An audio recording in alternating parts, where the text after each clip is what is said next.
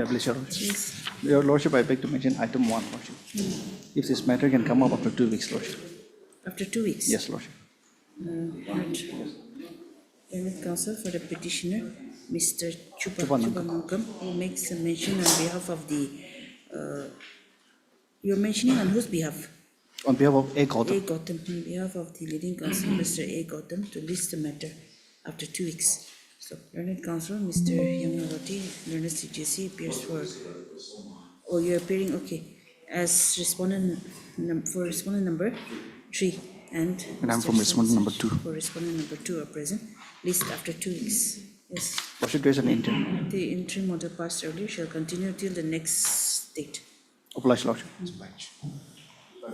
Item number 2 also. Come up for hearing in the due course. Pleadings I will not be completed. filing my, last time I have short time to file my affidavit, but I am not filing. You will not be filing. Yes. Okay. Learned counsel for the petitioner, Miss Sergeant Such present, Learned Gauhati, Learned CGC appears for the respondents, who submits that he will not be filing an affidavit in the present case, and prays that the matter may be heard, may be admitted for hearing. So accordingly, the matter is admitted for hearing. List when? Due course. List in due course. Yes. Much. May I please, my lady? I beg to mention item number 4.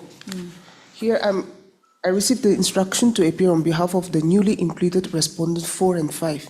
So can you grant me 3 weeks' time to obtain the instruction? Learned counsel for the petitioner, Ms. Sergeant Such present. Stop. Learned counsel, Ms. Vishukwe appears for respondent number, submits that she has received instruction to appear on behalf of respondent number, newly impleted respondent number 4 and 5, and therefore prays for 3 weeks' time to receive instructions and to file the affidavit. Stop. Prayers allowed list after 3 weeks. Much obliged. Yes, please, my lord. My lord, I beg to mention item number 6. My lord, I'm yet to receive, Lord, my lord. I'm yet to receive instruction if Lordship may please list the matter after a week. It's from where? Kohima or Dimapur? Kohima. Tomorrow? After Or Monday? on Monday, next week. Learned PP, Mr. V.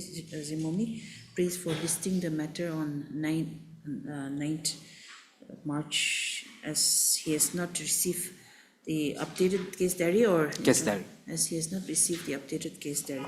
So, learned counsel for the petitioner, Mr. Pokimiadan, is present. List on 9/3. Yes.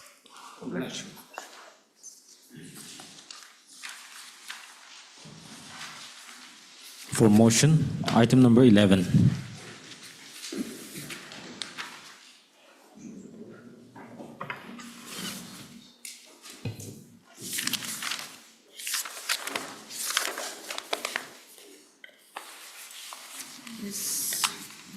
May I please, Your Lordship? The instant petition is preferred under under CRPC 558, invoking the inherent of the powers of the Honorable High Court for quashing of FIR number 562 of 2025, registered at Suburban Police Station, Dimapur, under 409, 420 and 120B of IPC, Okay. for which I, On what ground? What are your grounds? Lordship, I may be allowed to proceed a few brief submission, Lordship. Lordship, if I may be allowed to read through the FIR, that is the basis of this complaint later dated 11/10/2025 registered. Annexure 1. Annexure 1, Lordship. I have reproduced in my paragraph, page number 3, paragraph 3 onwards. I may be allowed to read, Lordship. Yes. I take this opportunity to lodge this complaint against the following persons who have hatched a criminal conspiracy among themselves. In furtherance of such conspiracy, they have cheated me a sum of rupees 5 crore causing wrongful loss to me and wrongful gain to themselves. The accused persons are as under Mr. So-and-so, so-and-so, so-and-so, 3. The aforesaid accused persons are the owners, controller of a company named Apcon Properties Private Limited, having a place of business at 4th floor, flat number 22, 105 Park Street, Kolkata. Now, here starts the crux of the matter. On 10/12/2010, Sri Arun Patoria, now deceased, was introduced to me by Sri Pradeep Agarwal, son of late R.R. Agarwal, residents of so-and-so, who have been known to me for many years.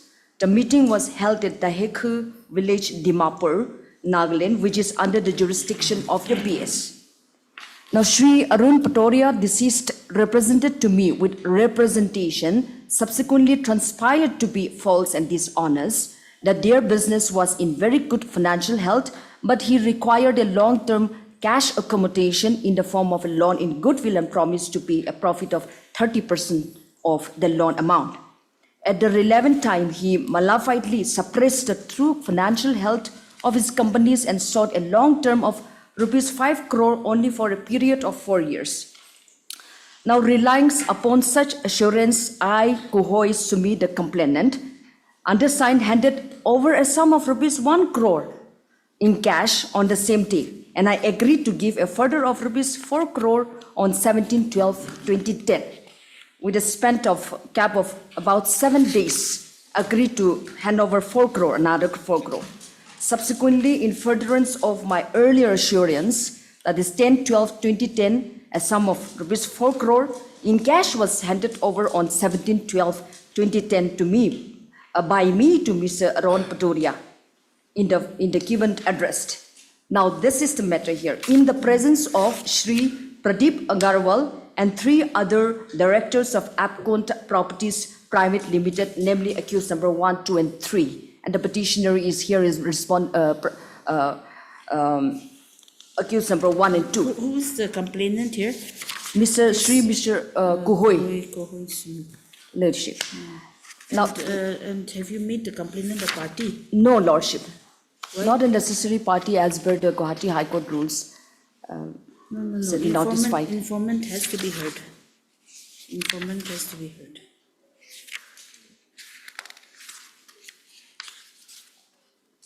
You implead the informant again. Ladyship. Because you're praying for quashing of the FIR, isn't it? Ladyship. Then obviously the informant has to be heard. You implead the Ladyship, informant first, yes. But And here then is after that we'll issue notice. Okay, you just amend the cause title, that's all, yes. The petitioner is allowed to amend the cause title and thereafter, and therefore file an IA for that. And the petitioner is also directed to file the same within a week from today. Yes. Ladyship, You if file that- it by tomorrow also, today also, that way. ladyship. If the matter can be taken up tomorrow, will be grateful, Lordship. We'll see if you file your IA, we'll allow. Ladyship. Oblige, ladyship. Item number 12. Same. Here also you have Similar. not impleted. Okay, Ladyship. same order. Oblige, ladyship.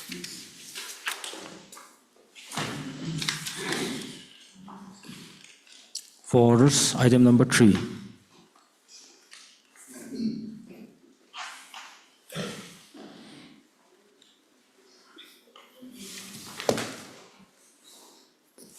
May it please your lordship. As per the last order, the LCR was been directed to be produced before the Honorable Court. Yes. But as per the office noting 2nd March 2026, it appears that the LCR is yet to be received. So a fresh administrative order or judicial order may be issued in this case. This is a matter of 2021. Yes, madam. How come the trial court records have not been called? Was it called earlier also? It was called earlier, it was before the Honorable Court, but when the appeal was dismissed, it was returned back. That is the information Okay, that I received. So due to non-prosecution of the proceeding, it was dismissed and then sent back Yes, again. and then the records were sent back again. Yes. Learned counsel for the appellant, Mr. Bandang Wapang is present. Sub-learned counsel, Mr. Azo is present for 3. respondent number 3. And Mr. Lordship, Chupan I'm for respondent 1. for respondent number 1. So this court, by order dated 3/2/2026, had directed the registry to call for the trial court records from the court of the special judge, Lokayukta, Nagaland. So the office note dated 2/3/2026 indicates that the records are yet to be received. So accordingly, the registry is directed to issue a reminder to the learned special judge, Lokayukta, Nagaland, to transmit the scanned copy of the trial court records. So list after 2 weeks, 3 weeks. All right, all right. List after 3 weeks. Just office is just here. Much of Lordship, if the name of my senior BP Paul and Kavizimo may be reflected in the cost list. It's there in the Yes, Vakatama. Lordship, I've checked. Okay. The name of Mr. Bibi Paul and Kavi Zimomin will be reflected as the Respondent number 1. counsel for respondent number 1. 1. Yes. Item number 5.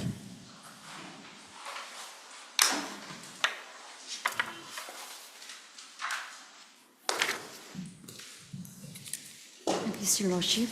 Your Lordship, in the contempt petition COP 11 of 2025, the petitioner was allowed to file amended petition, amended cause title, white order dated 17/2 of 2026, Yes. passed in IA 18 of 26. You The filed? Yes, Your Lordship. Your Lordship, I may be allowed to serve the copy to the council since the council is already appearing for those respondents. No. That cannot be. That cannot be. This is a contempt petition. It is not a writ petition, so you have to send. Learned counsel for the petitioner, Ms. Such present. Stop. The amended cause title has been filed by the petitioner. Stop. Accordingly, the respondent, newly impleted respondents number 4 and 5. No, 3 and 4. 3 and 4, Your Lordship. 3 and 4 have been impleted in the cause title. So the petitioner is allowed to take steps for notice on the newly impleted respondent number 3 and 4 by speed post as well as usual process within 3 working days. List after 2 weeks. Yes, you take steps. Much obliged, Your Lordship. Item number 7.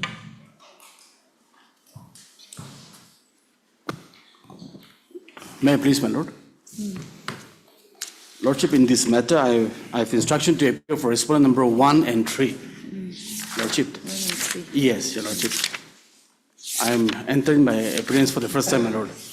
Learned counsel for the petitioner, Ms. Grace, Lordship is present. So Mr. N. Angami submits that he has instructions to appear for respondent number 1 and 3, my Lord. and 3, and therefore prays for 3 weeks. Lordship. 3 weeks time to receive instructions. So list after 3 weeks. Obliged, my Lord. For hearing, item number 8 and 9. May I please, Lordship? Lordship, my sincere apology, Your Lordship. If I may be allowed to make a mention for the item number 10, my Lord. During the mentioning hour, I was on my leg to court number 1. Item 10. Yes, my Lord. I've taken consent from the petitioner also.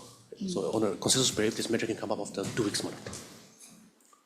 I'm for respondent 5 and 6. Learned counsel, Mr. Medo Vero, appearing for respondent number 5 and 6, prays that the matter may be listed after 2 weeks as the.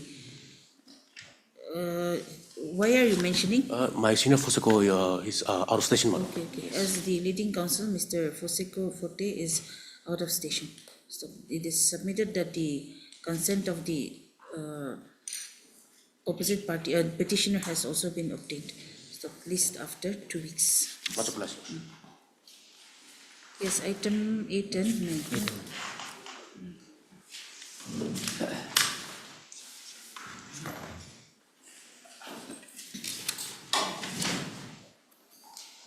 May it please, Your Lordship. Yes. So this, There are two Was it memos. heard earlier also? It was heard earlier, then after a long Some time, notes are there, it was released. released. We were asked to produce a gist of written arguments. Then one party was ready, the other could not Could be not prepare released. the. So after, in the meantime, it was released. Okay. The suit was first instituted in 2008, and by the impugned judgment and order, which is at page. Paper book is also there. Should we refer the paper book or? Your Lordship, there is only one paper book, although there are two appeal memos, because that is out of the same order. No, there are two paper books. No. One is FA1. One is One FA is 1 FA4. of 2022. Paper book is there only for 4. FA4. Yes, yes. But facts of the two cases are same. So, because there is a counterclaim. So because of that, subsequently we have to file the civil appeal number 1 of 2022. Okay. But this paper will cover both the appeals.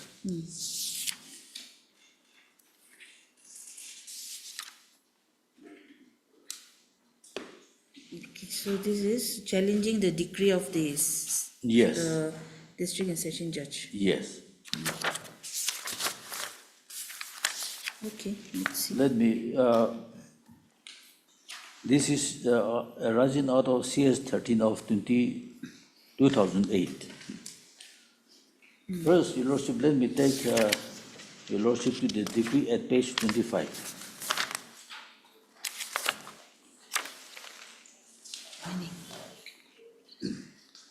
25. Page 25 of the paper book, running page 25.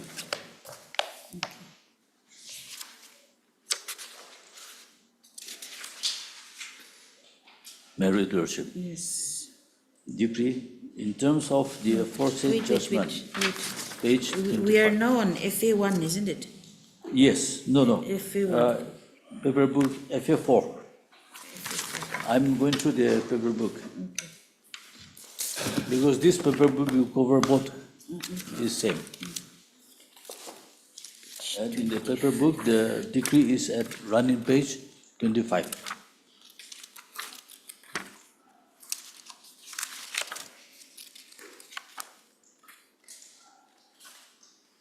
Yes. In terms of such In and terms such. of the aforesaid judgment and order passed, it is hereby ordered and decreed as follows. 1. The mortgage deed dated 13/5/05 and modified on 3/11/06 is valid and enforceable. 2. The defendant is entitled to recover the outstanding loan amount from the plaintiffs together with 14% simple interest per annum with effect from 13/5/06 to 2/11/06 on principal amount of rupees 50 lakhs and thereafter on enhanced principal amount of rupees 70 lakhs with effect from 3/11/06 till full and final realization of the adjustment of rupees 40 lakh paid on 22/2/08 towards the loan given under my hand and seal of this court. Now, Your Lordship, before proceeding further, let me point out the first illegality of the decree. The first one is, I'll take Your Lordship to the documents also, the so-called mortgage deed. This mortgage deed is said to be valid and enforceable. Now, this mortgage deed, this is not on stamp paper, not stamped, and not registered, And in this mortgage deed, when the money was borrowed, the interest was at the rate of 6% per month. First is 8% per month, and subsequently 6% per month. Per month, Your Lordship. Per month. Yes. If that is so, then 6% will be 72% per year. And 8% per month would be 96% per year. So the trial court said it is valid and enforceable. Now this will create a very bad precedent, because if that is so, although the trial court itself has not followed this one, this will create such a funding will create a very bad precedent. Secondly, the defendant is entitled to recover the outstanding loan with 14% interest from 13,506 to 2,1106. Your Lordship, 13,506 to 2,1106. This is the period pre-suit interest. This is for the period pre-suit interest. And in the counterclaim, there was no claim or prayer for pre-suit interest. Then there will be on principal amount of rupees 50 lakhs, and thereafter on enhanced principal amount of rupees 70 lakhs with effect from 3/11/06 till full and final realization. So now, here also, 3/11/06 is the date on which over the amount 70 lakhs which is disputed, whether it is wholly cash or not. But according to the court, trial court, I am to pay this 70 lakhs interest at 14% with effect from 3/11/06. This also is pre-suit interest, which is not When was the suit filed? September 2008.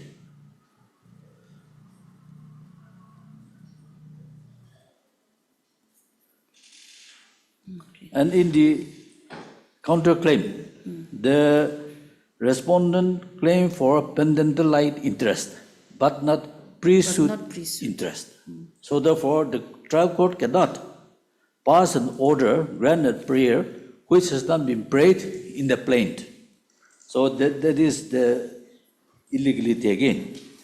Now, Your Lordship, the third one here is the trial court has granted 14% per annum with effect from the date the money was borrowed till full and final realization after adjustment of rupees 40 lakhs. Now, Your Lordship, here,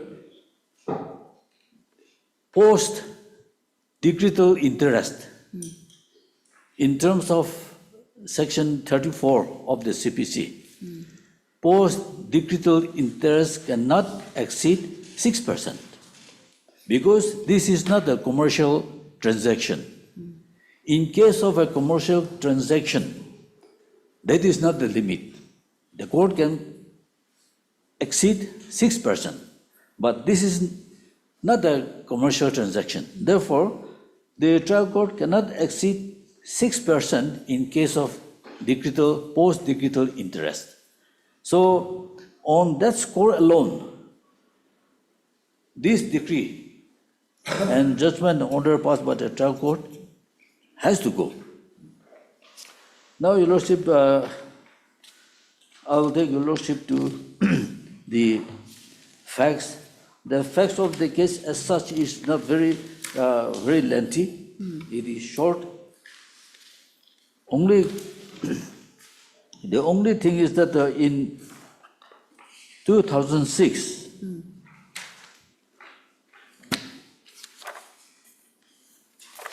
on 13 May 2006, the appellant, they borrowed 50,000 from the respondent. Now, this 50,000 was arranged, sorry, not 50,000, 50 lakhs. 50 lakhs was arranged through Miss Jano and one Miss Lily. Through them, they arranged the money from the respondent Hukavi and they gave it to the appellant, particularly appellant number 2. The money was borrowed for appellant number 2. And the appellant number 1, he stood as guarantor by mortgaging his property at Dimapur. So this amount of 50 lakhs was given by the respondent 5 lakhs in cash and 45 lakhs in check. Lordship, let me take your Lordship to that document which is exhibited as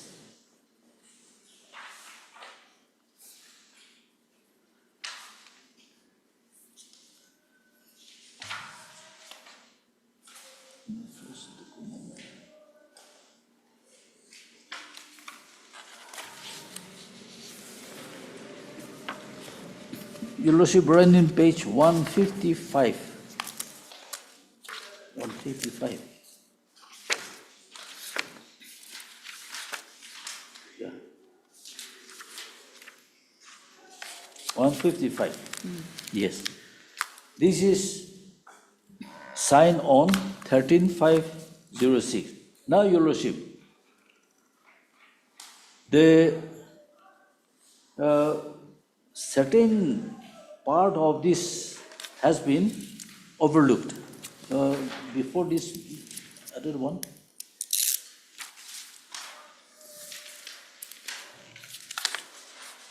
there is another one, no?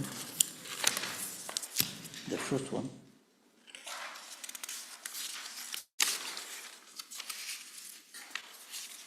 Yes, it's 155, correct. Page 155. Yes, this is all right. Now, Your Lordship, in this is after, no, this is certainly after rewriting the amount. There's another one. No.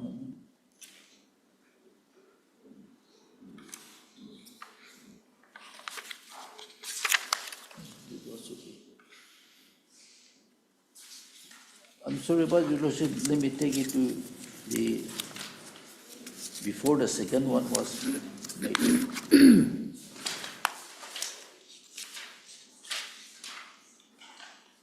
This page 155 is 13/5/06, signed on 13/5/06.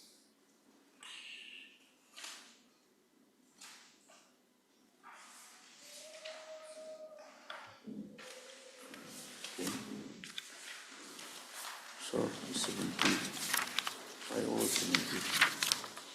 There's 150, first one. Eh?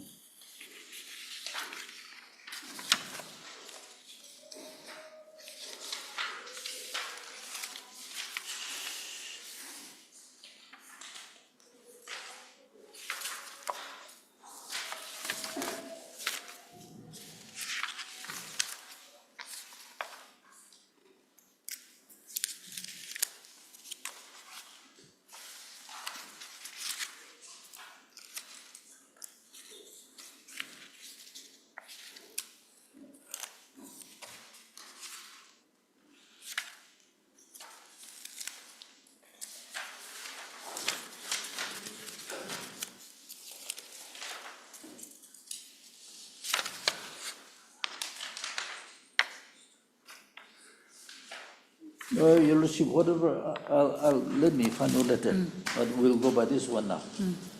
In this mortgage deed, now Your Lordship will see,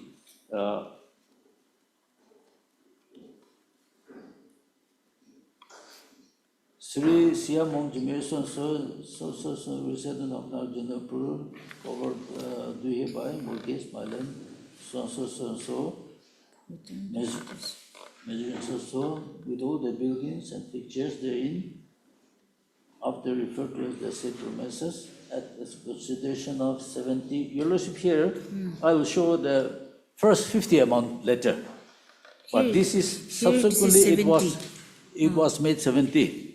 Okay. But without making a new agreement, this was simply overwritten, over 50. So here it is shown as 70. So initially it was 50. It was 50. Then after that another 70. Yes, 20. Or another 20. Yes, Okay. which is also disputed. Okay. Whether whole 20 is cash or not, that is still disputed. Now here, initially this 50. And rate of interest At 6%. 6%. So after making the principal amount, let us say 70, the monthly interest was reduced to 6 from 8%. Now, and next line, interest per month to Sri Hukavi Muru and Society. We have been overlooking this Hukavi Muru and Society. So the money was borrowed from the society, Hukavi Muru and Society. We have been overlooking this all along. Now you also will see the back page of this.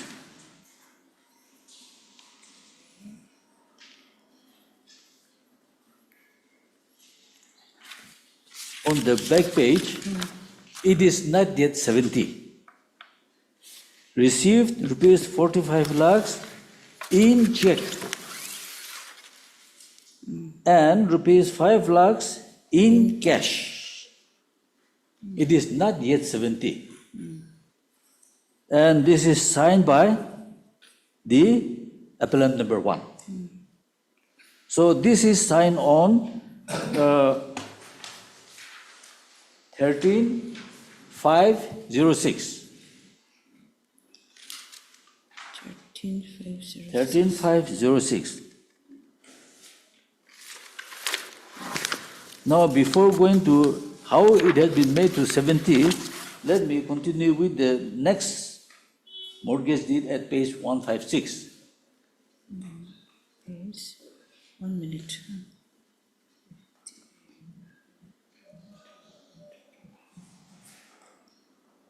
Yes. 156 page. Same document, same mortgage deed, same date, everything same.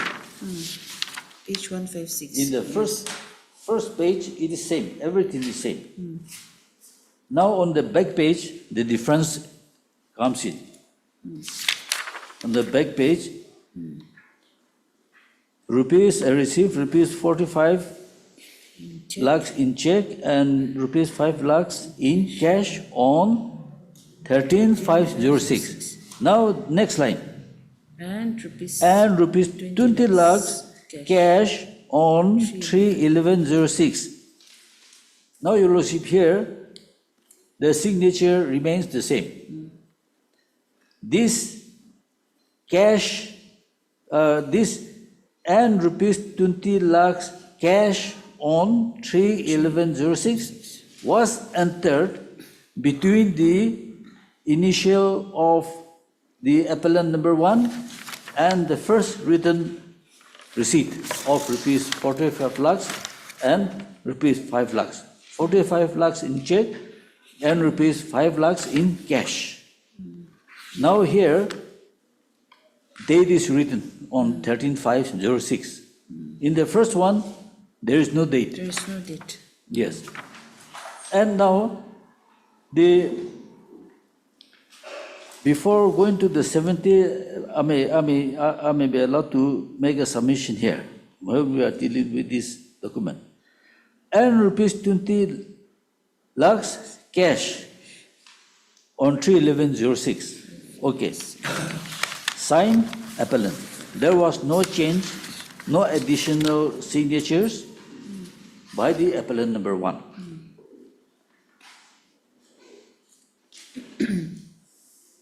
Because why this has happened? Because this and rupees 20 lakhs cash on 3/11/06 was inserted between the first part of the first writing and the initial signature of the appellant number 1.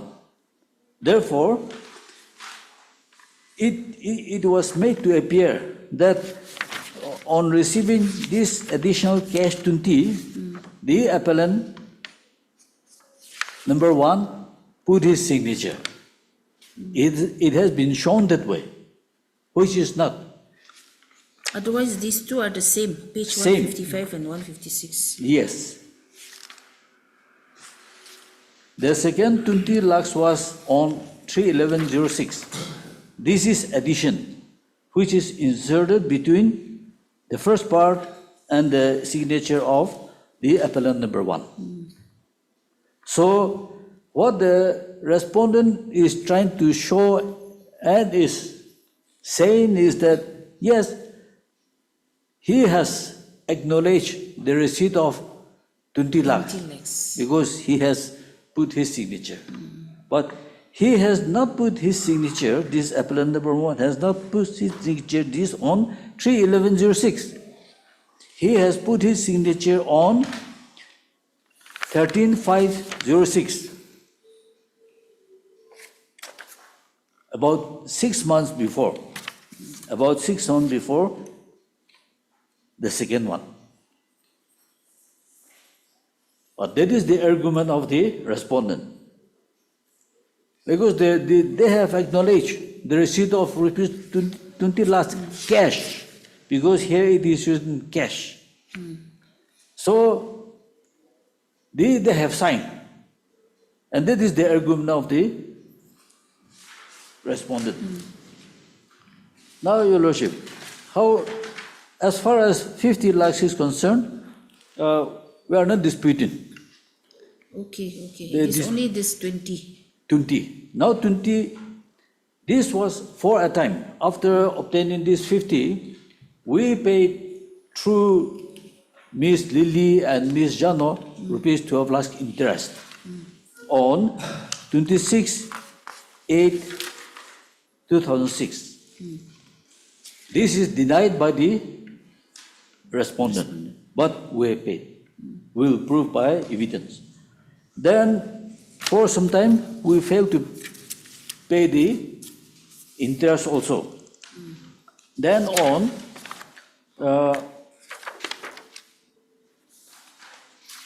then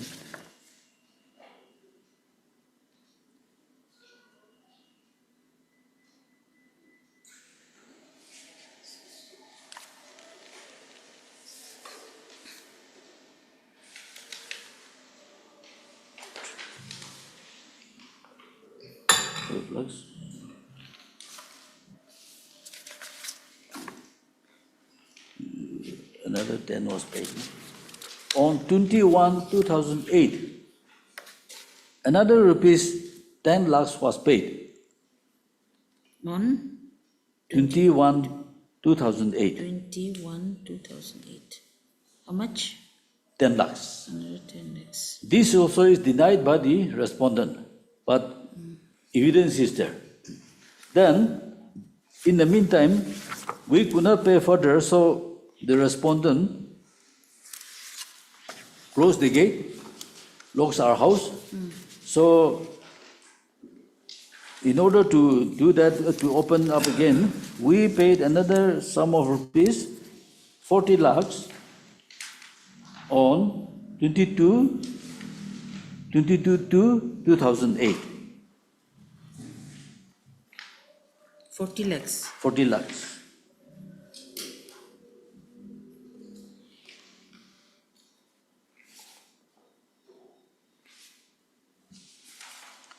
This payment of 40 lakhs is not disputed.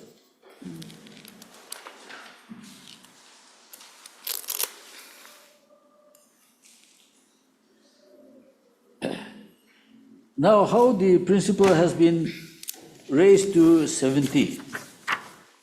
After the first payment of 12 lakhs through Ms. Lily and Ms. Jano.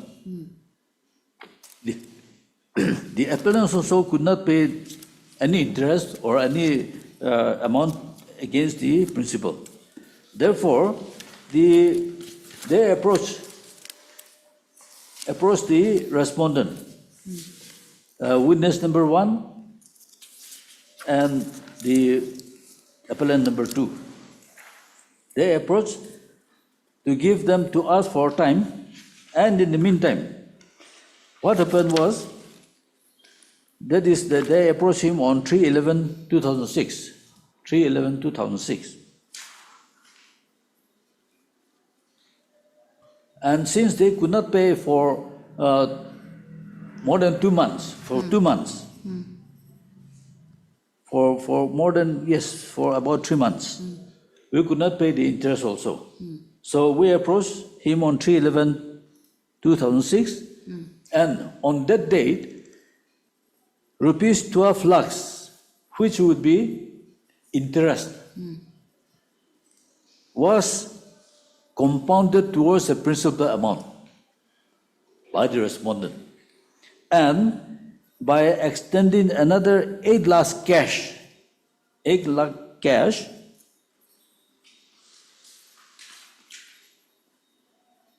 the amount was raised to 70 lakhs. That is how this 70 lakhs has come up. But out of this 20 lakhs, 12 lakhs was by interest compounded against Towards the principal. towards the principal amount. And 8 lakh cash 8 lakhs was for- given. So the whole amount of, Another 8 lakhs towards the principal amount. yes, so together 20. 8 lakh cash and 12 lakhs is interest, which is compounded towards the principal amount, and making this 20 lakhs, the principal amount was raised to 70 lakhs. Here what the defendant is denying is that he says rupees 20 lakhs as well as these 8 lakhs all were given in cash. Not against interest, not by interest. But our contention in the depositions of both the appellants and the witness who accompanied the appellant number 2 testified. And on the part of the defendant, there is no other witnesses. It is only his deposition, and it is only his contention, which the trial court has believed to be the gospel truth. Now,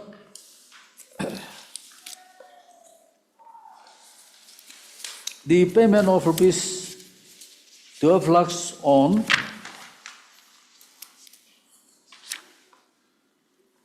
(26/8/2006), no? And rupees 10 lakhs on 21/2008. 21, yes. That, 21/2008. though the respondent has denied, for this purpose, now we have to go through the evidence.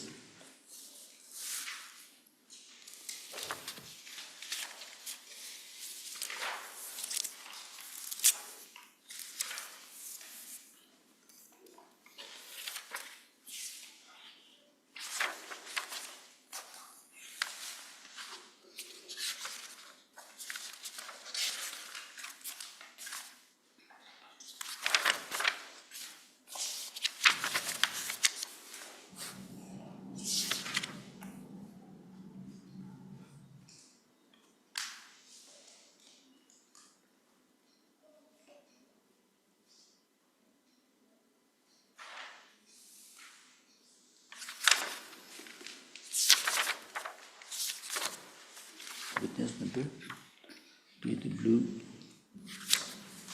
about 10 lakhs, first one, 10.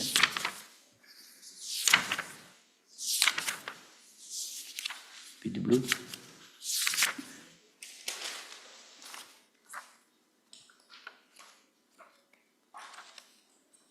What's the PW number?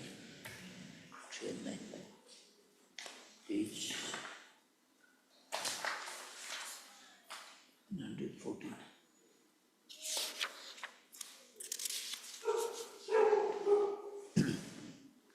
I may be allowed to take your lordship to the deposition of PW number 3, the appellant's witness, plaintiff witness. This is on the payment of rupees 12 lakhs. Whether, in spite of the denial of respondent, whether 12 lakhs has actually been paid. PW number 3, this is Mrs. Lady. May I read the lordship? Page, Running page 114.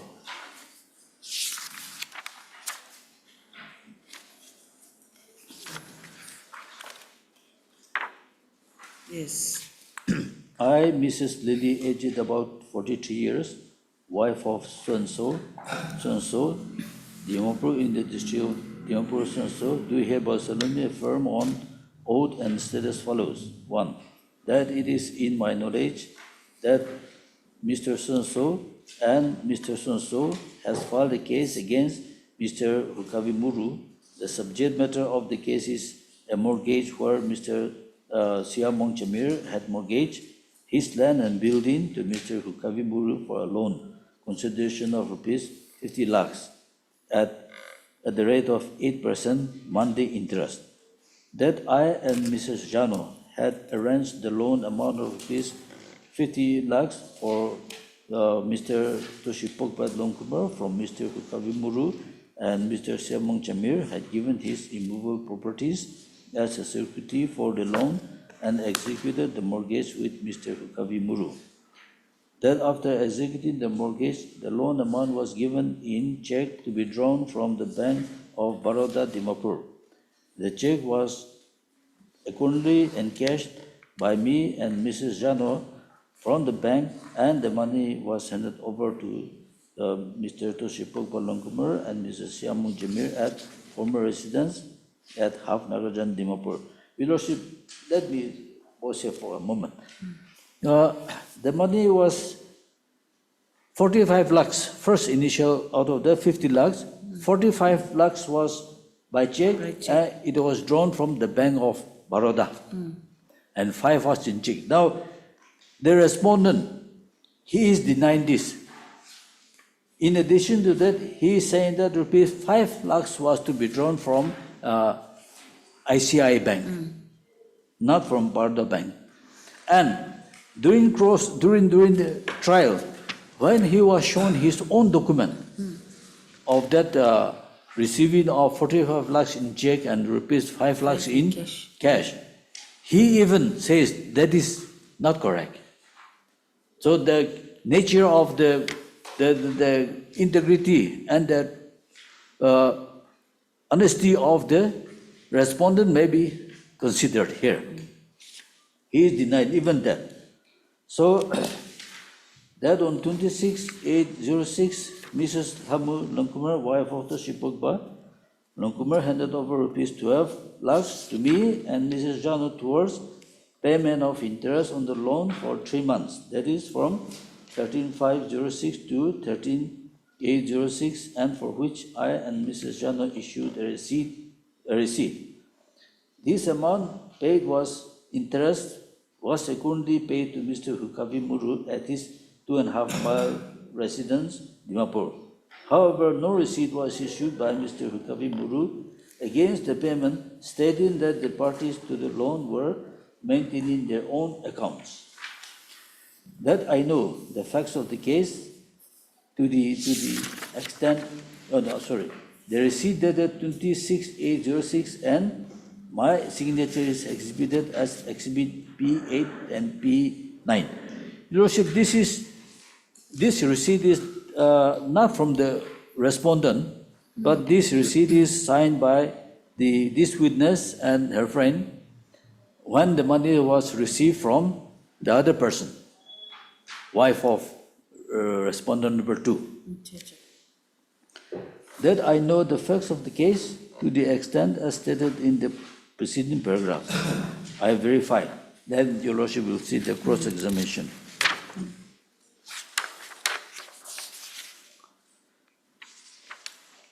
I am a housewife by occupation.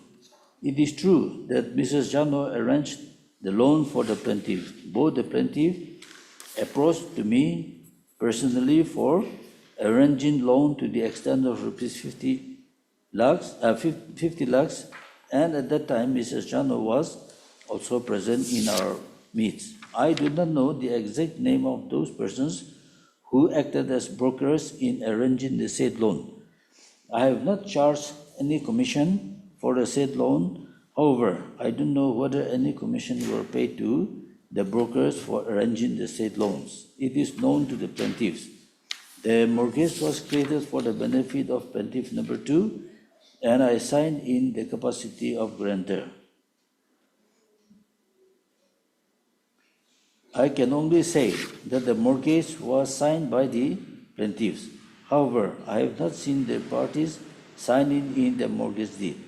I remember that 50 lakhs were given as loan to the plaintiffs. However, I don't exactly remember whether 45 lakhs was paid in cash and rupees 5 lakhs in check, or vice versa.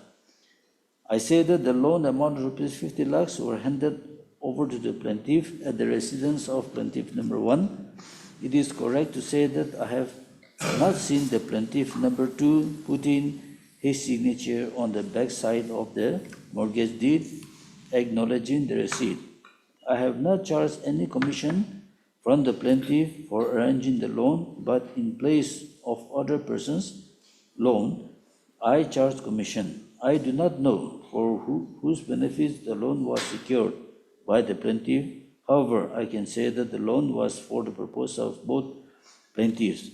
It is correct to say that the plaintiffs agreed to the interest rate of the defendant. I cannot say whether the interest rate is high or low. I do not know the subsequent loan of rupees 20 lakhs said to have been taken by the plaintiff number 2 on 3/11/06. I do not know the Zamabandi obtained in the name of another person by the plaintiff number 2 and making an attempt to secure further loan by mortgaging the said land again. This XP8 was issued by me and Mr. Jano on 26/8/06 to the plaintiff and Mrs. Lamu while receiving rupees 12 lakhs from them, and I identified my signature exhibit as Exhibit P9.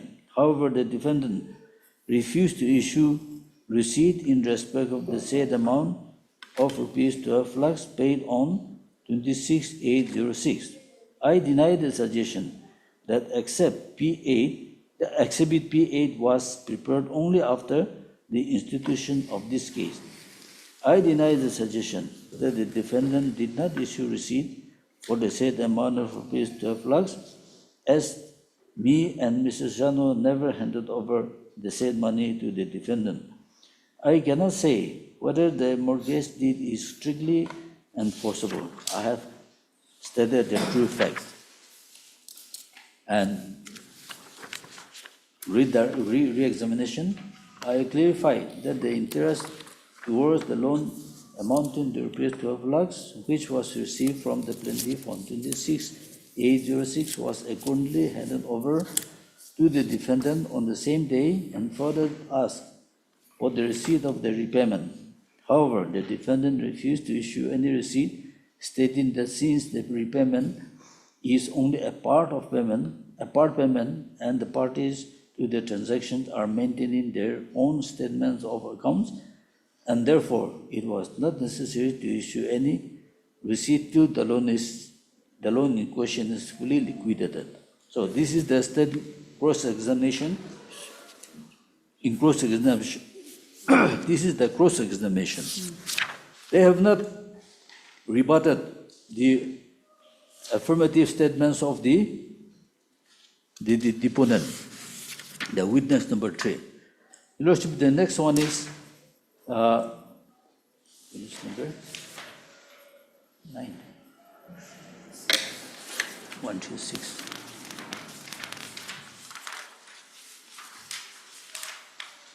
Witness number 9.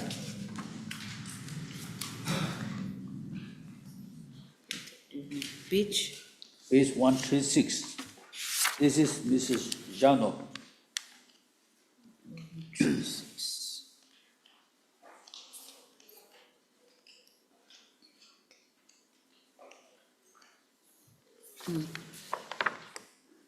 I, Mrs. Jano Kutu Ajit, let me proceed from paragraph 1. That it is in my knowledge that Mr. So and Mr. So has filed a case against Mr. So. The subject matter of the case is mortgage, where Mr. Siamung Jamir had mortgaged his building and land and building to Mr. Hukavi Mur for a loan consideration of rupees 50 lakhs at the rate of 8% per month, monthly interest. That I and Mrs. Lily had arranged the loan amount of 50 lakhs for Mr. So from Mr. So and Mr. So had given his immovable properties as a security for the loan and executed the mortgage with Mr. So. That after executing the mortgage, the loan amount was given in check to be drawn from the Bank of Baroda, Dimapur. The check was accordingly encashed by me and Mrs. Lily from the bank, and the money was handed over to Mr. So and at the former residence at Hafnarajan, Dimapur.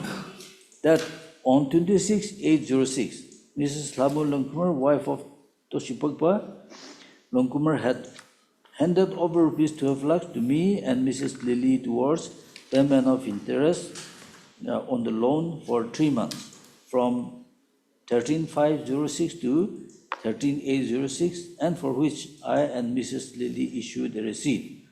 This amount paid as interest was accordingly paid to Mr. Hukavi Muru at his 2.5-mile residence, Dimapur. However, no receipt was issued by Mr. Hukavi Muru against the payment, stating that the parties to the loan were maintaining their own accounts and receipts would be issued only after final clearance of the loan. That I know the facts of the case to the extent as stated in the preceding paragraphs. Then in cross-examination,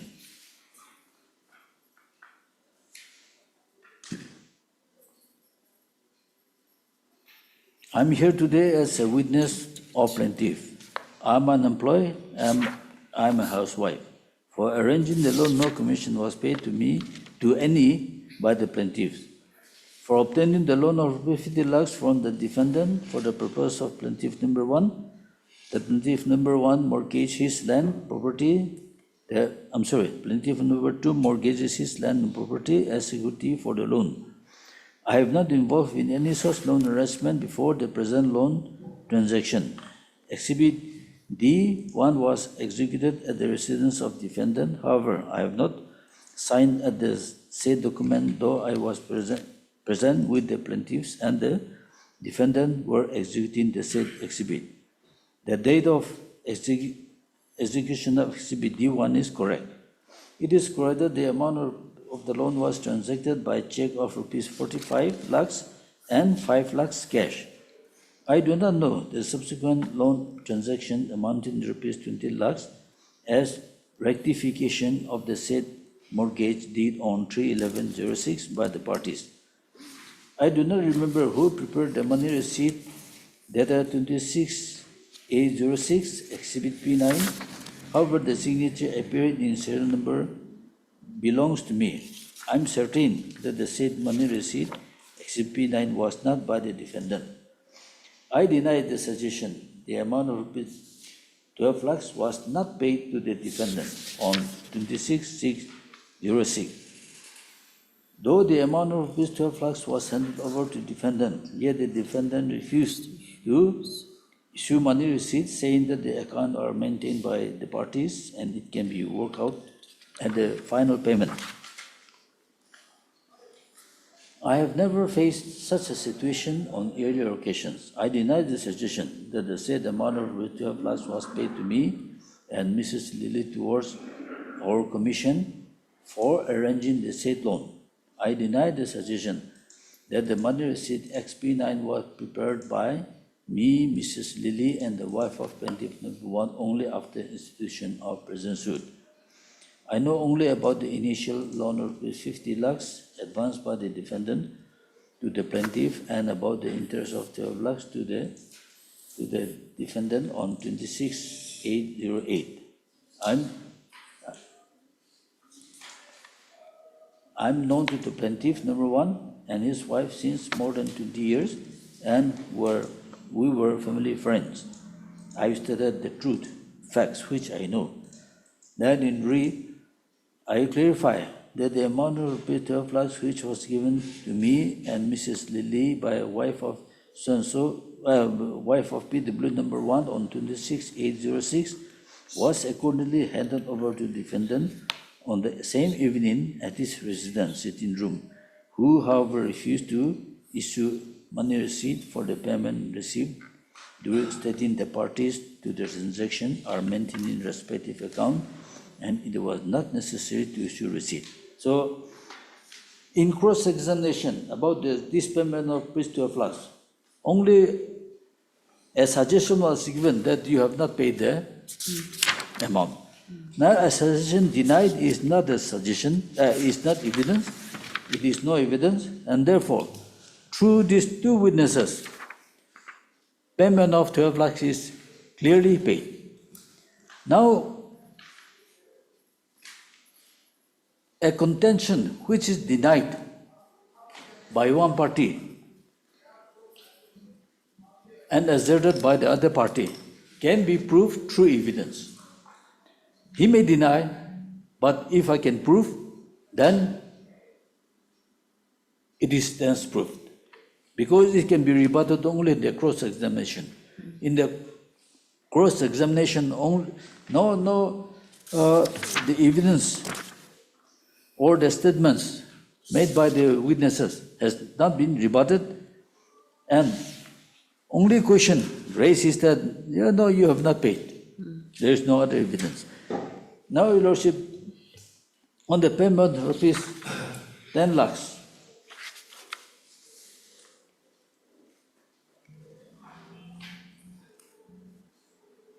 we may first refer to plaintiff number 2's cross at page 98, starting from page 96.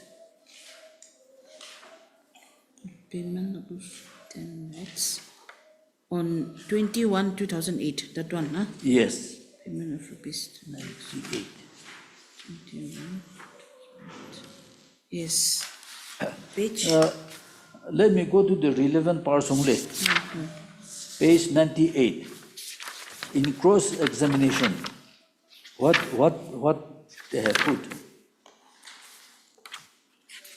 98, yes. In cross-examination, 1, 2, 3, 4. In the fourth cross-examination, I deny the suggestion that the transaction of rupees 10 lakhs was not made with my knowledge. So there was a suggestion that this 10 lakhs was given by plaintiff number 2 to those people, Imotila, Areng Sangla. And so the suggestion was that that was not with his knowledge, which he denied. And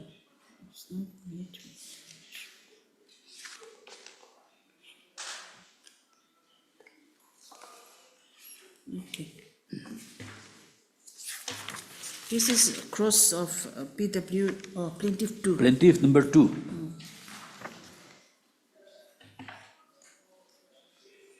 Because this has arisen because plaintiff number 2 has given this 10 lakhs to Amongren, Arendungla and Imotila, who subsequently paid to the defendant. Then we may go to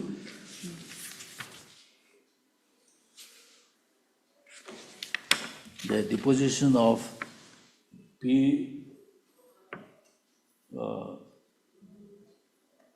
PW4, page 118.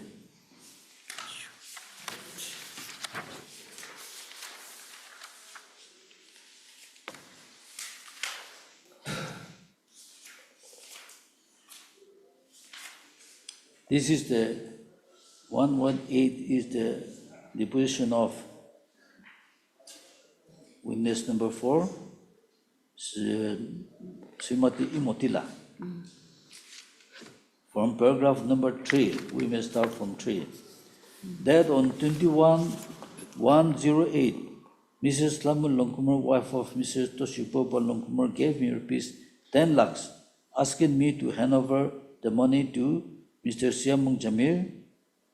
Hand over me to Mr. Siamung Jamir. I accordingly handed over the money to him.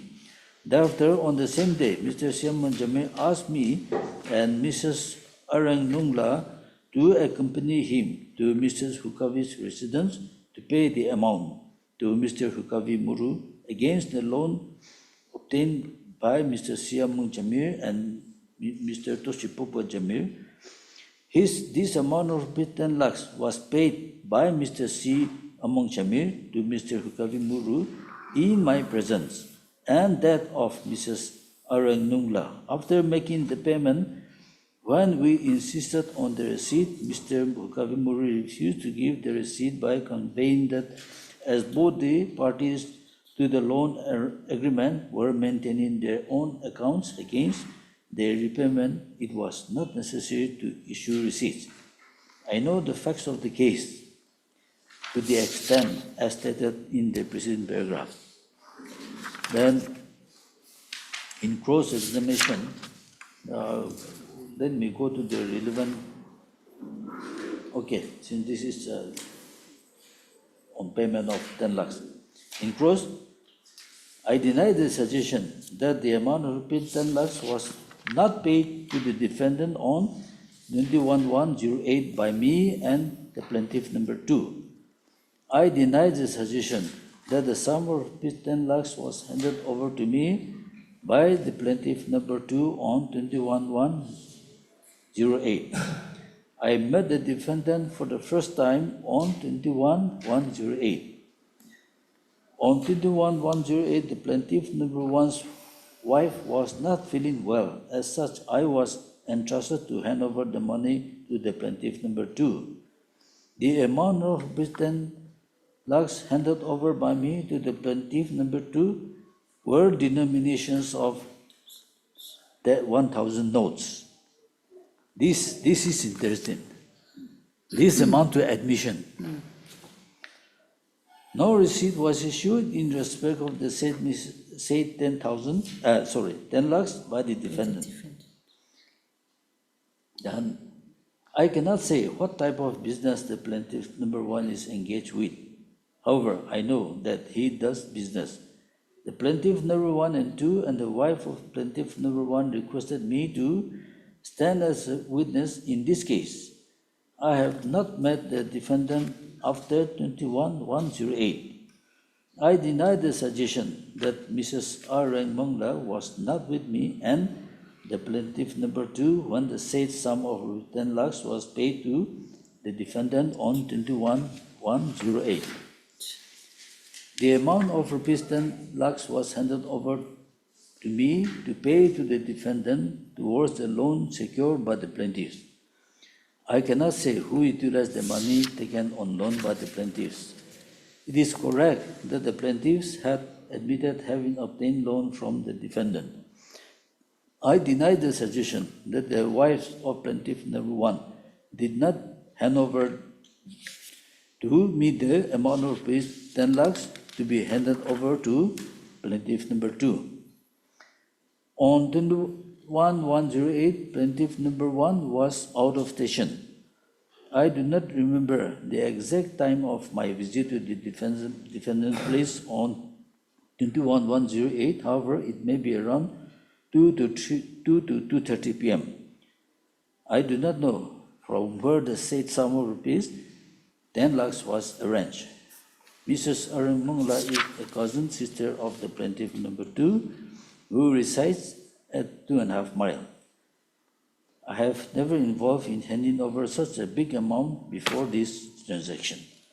Then in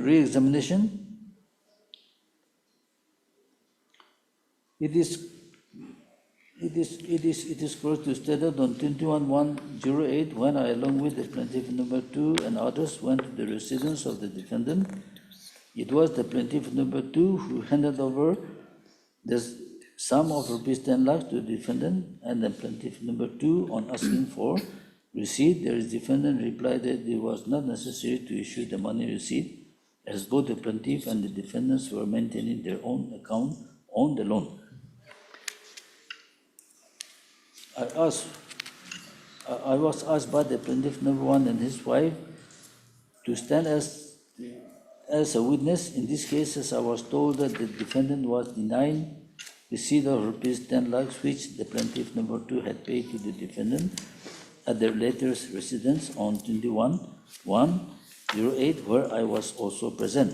So the cross-examination of this also is not has not rebutted the witness statement. And the next witness for this 10 lakhs is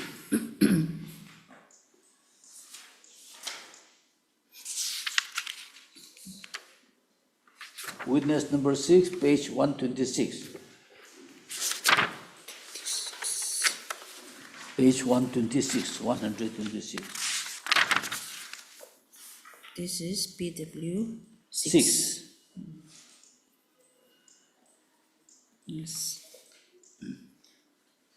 Starting from paragraph number 2, that on 21/1/8, I was asked by Mr. C. This is 20 or 21? In some it is written 21/1, in some it's written 21. This must be a typing mistake, 21. It should be 21, Yes. isn't it? I was asked by Mr. Siamong Jamir to accompany him to the residence of Sri Hukavi Muru at 2.5 mile Dimapur. I was informed that the purpose of the visit was to repay rupees 10 lakhs to Mr. Hukavi Muru against the loan which he and Mr. Toshipak Balangumar had secured from Mr. Hukavi. The amount of rupees 10 lakhs was paid to Mr. Hukavi in my presence and in the presence of Mrs.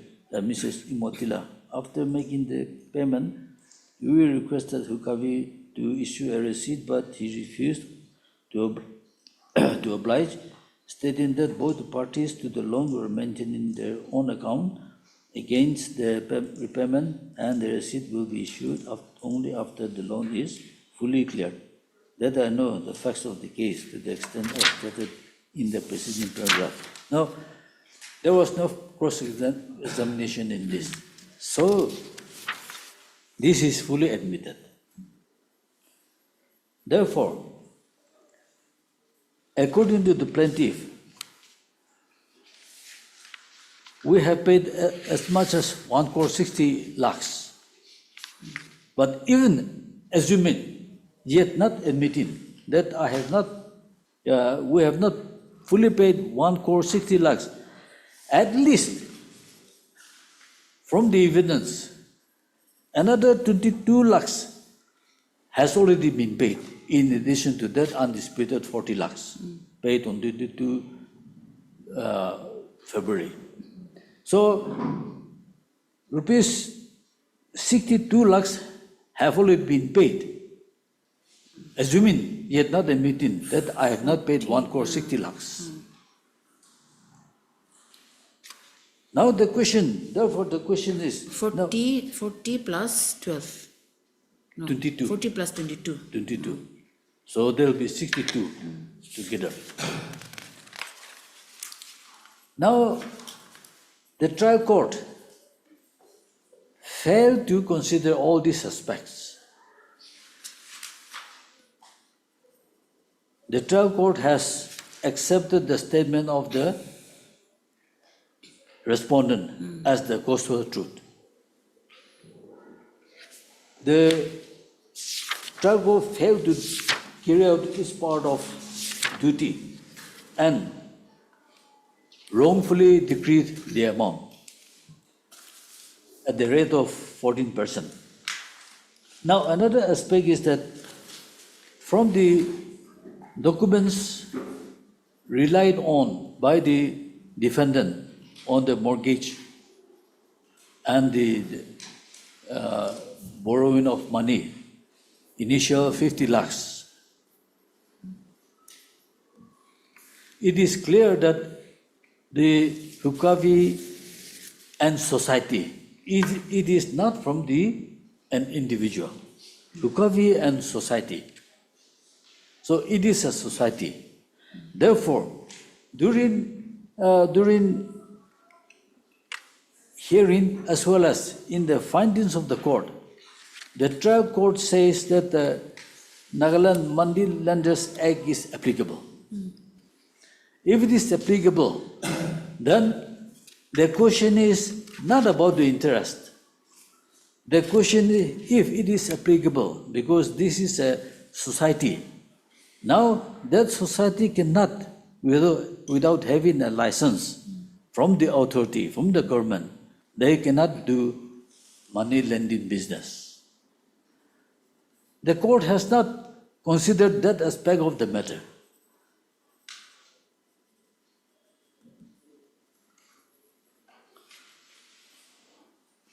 If that is so, then the business of the respondent as MS Hukavi Muru and society, since it is a society doing business, they need to have a license. Without a license, they cannot do the business, and if so, then their counterclaim cannot be instituted. Counterclaim is just like a fresh suit. It's a separate suit. Therefore, that suit cannot be instituted. And for that purpose, Your Lordship, I would like to take Your Lordship to the cross-examination of the respondent. Because from that part, we can see many of the facts and the nature of the respondent. The reliability of the statement of the respondent can be gauged. Page 140.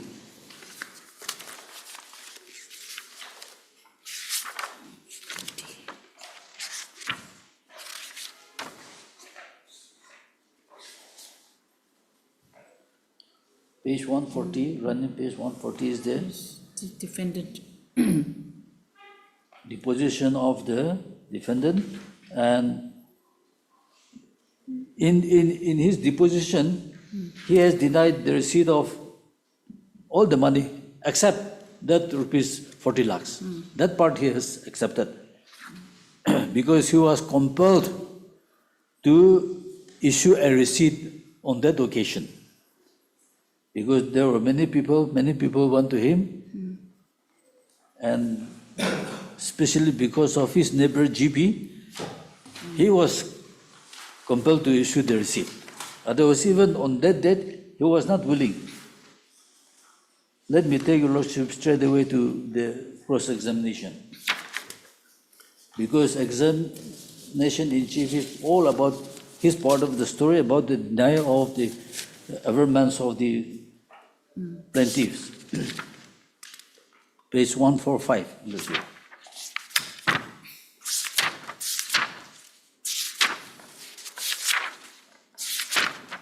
Yes. I am aware about this suit filed against me by Sri so-and-so. The suit relates to a loan obtained by the plaintiff. Number 2, I'm a businessman dealing in tools and sand. The name of my business establishment is Manoj MS Tools Duncan. I am known by the name Hukavi. It is correct to state that the defendant number 2 has on 13/5/06 procured a loan of 50 lakhs from me at 8% monthly interest by executing a deed of mortgage. It is correct to state that the loan amount of rupees 50 lakhs was taken from Mr. MS Hukavi and Society. He is admitting. The society was myself, Manoj, Mr. V. Kuga, and Mr. Pichetto as member of the society. Your Lordship, in relating to this, Mr. Pichetto, he is a member of the society and he was made as court witness by the trial court on the writing of his about his involvement in the issuing the receipt of 40 lakhs. Now he is the brother-in-law of the respondent and he is a member of the society. It is correct to state that the loan of rupees 50 lakhs was taken as loan from Mr. Vikuga, member of the society, and handed over to the plaintiff. Number 2, it is correct to state that although there is an agreement between Mr. Vikuga and the society on the loan obtained from the former to again extend it to as a loan to the plaintiff. Number 2, I have not exhibited the agreement. It is correct to state that nowhere in the written statement as well as in my deposition on affidavit, I have stated that the loan extended to plaintiff number 2 was procured as loan from Mr. Vikuga. It is correct to state, now Your Lordship, here also he is contradicting his own statement. He said that this money was 50 lakhs was from MS Hukavi and society. Now he says he has taken this from Vikuga, who is also a member of the society.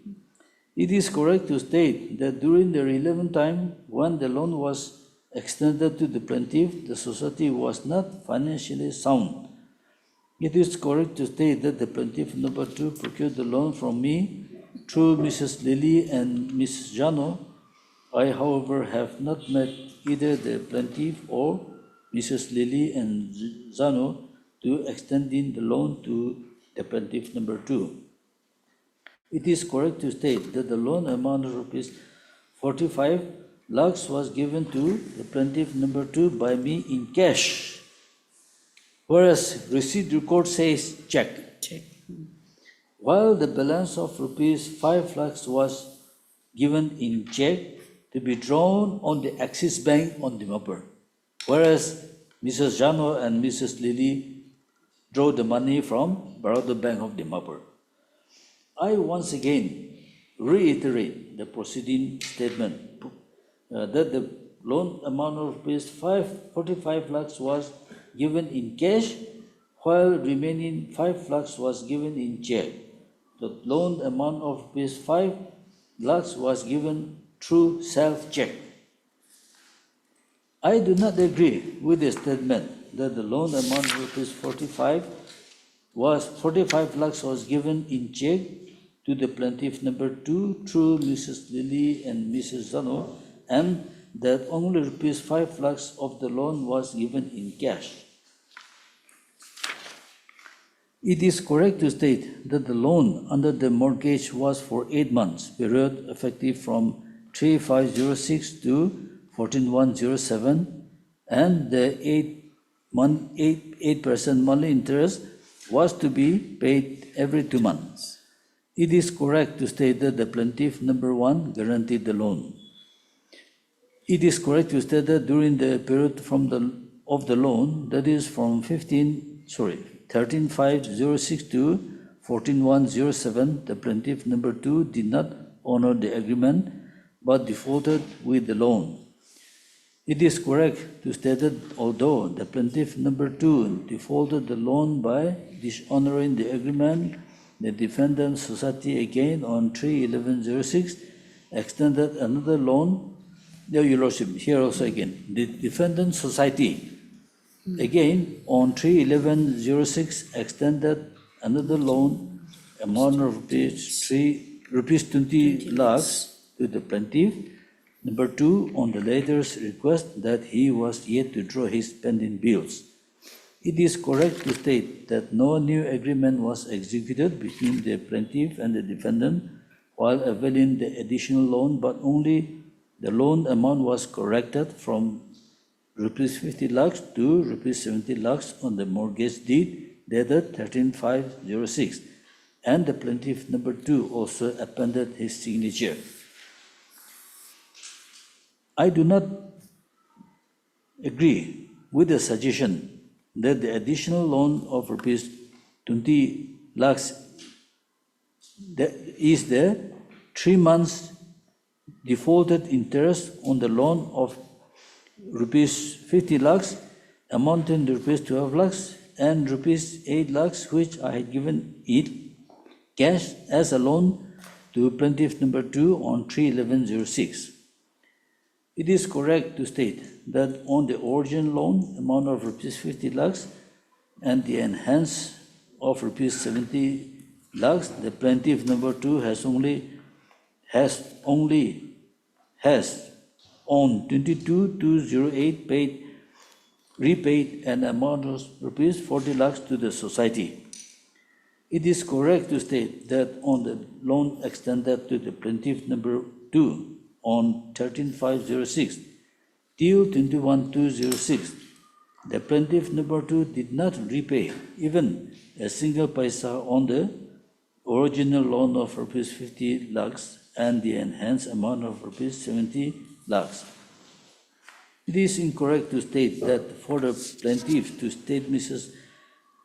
Lanu, wife of the plaintiff number 1, had between 7/2/07 and 13/11/07 paid the sum of rupees 36 lakhs 60,000 and the plaintiff number 2 on 21/08 paid rupees 20. On 21/1/08 paid rupees 10 lakhs against the loan. It is also incorrect to state that on the payment made against the loan by the plaintiffs, I had refused to issue money receipts.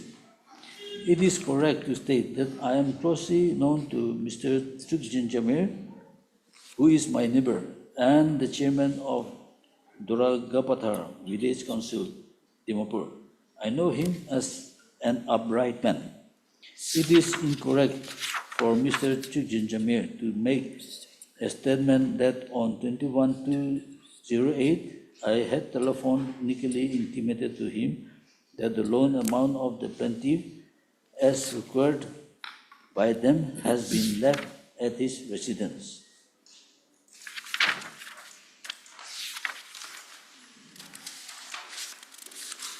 I deny the rough account, which is Plaintiff Exhibit P3, was my account, which was left at the residence of Mr. Tukjin Jamir. I reiterate the earlier statement that with effect from 13/5/06 to 21/2/08, I have not received any repayment on the loan from the plaintiff.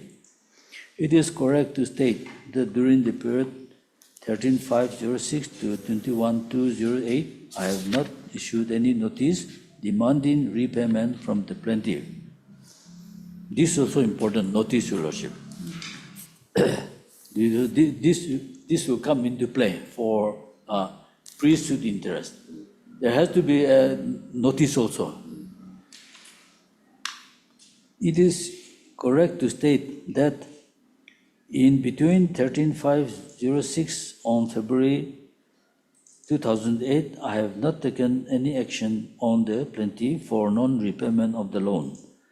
It is incorrect to state that since the plaintiffs have been regularly repaying part of the loan amount, I had not taken any action between the plaintiffs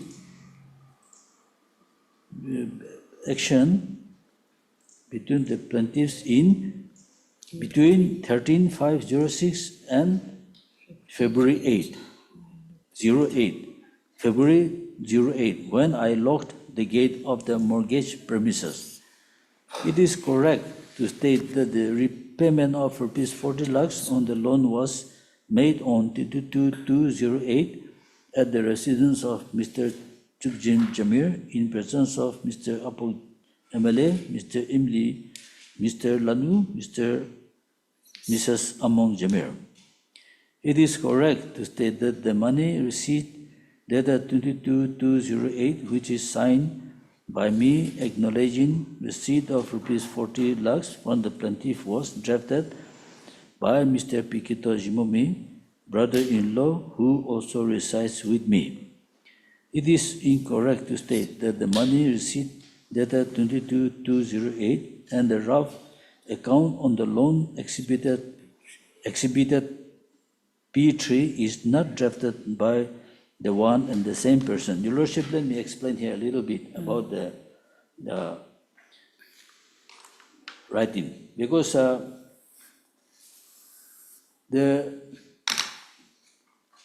after payment of that 40 lakhs, a bill was, an account was prepared, a balance account, and showing that I'm still to pay rupees 48 lakhs to the respondent. Now, that note, that account was left in the house of the Darga Pathar GB, Mr. Chugjin Jamir, who is also a witness here. And on that day, he was at Kohima. So he was telephonically informed by the respondent that he left the account in his residence.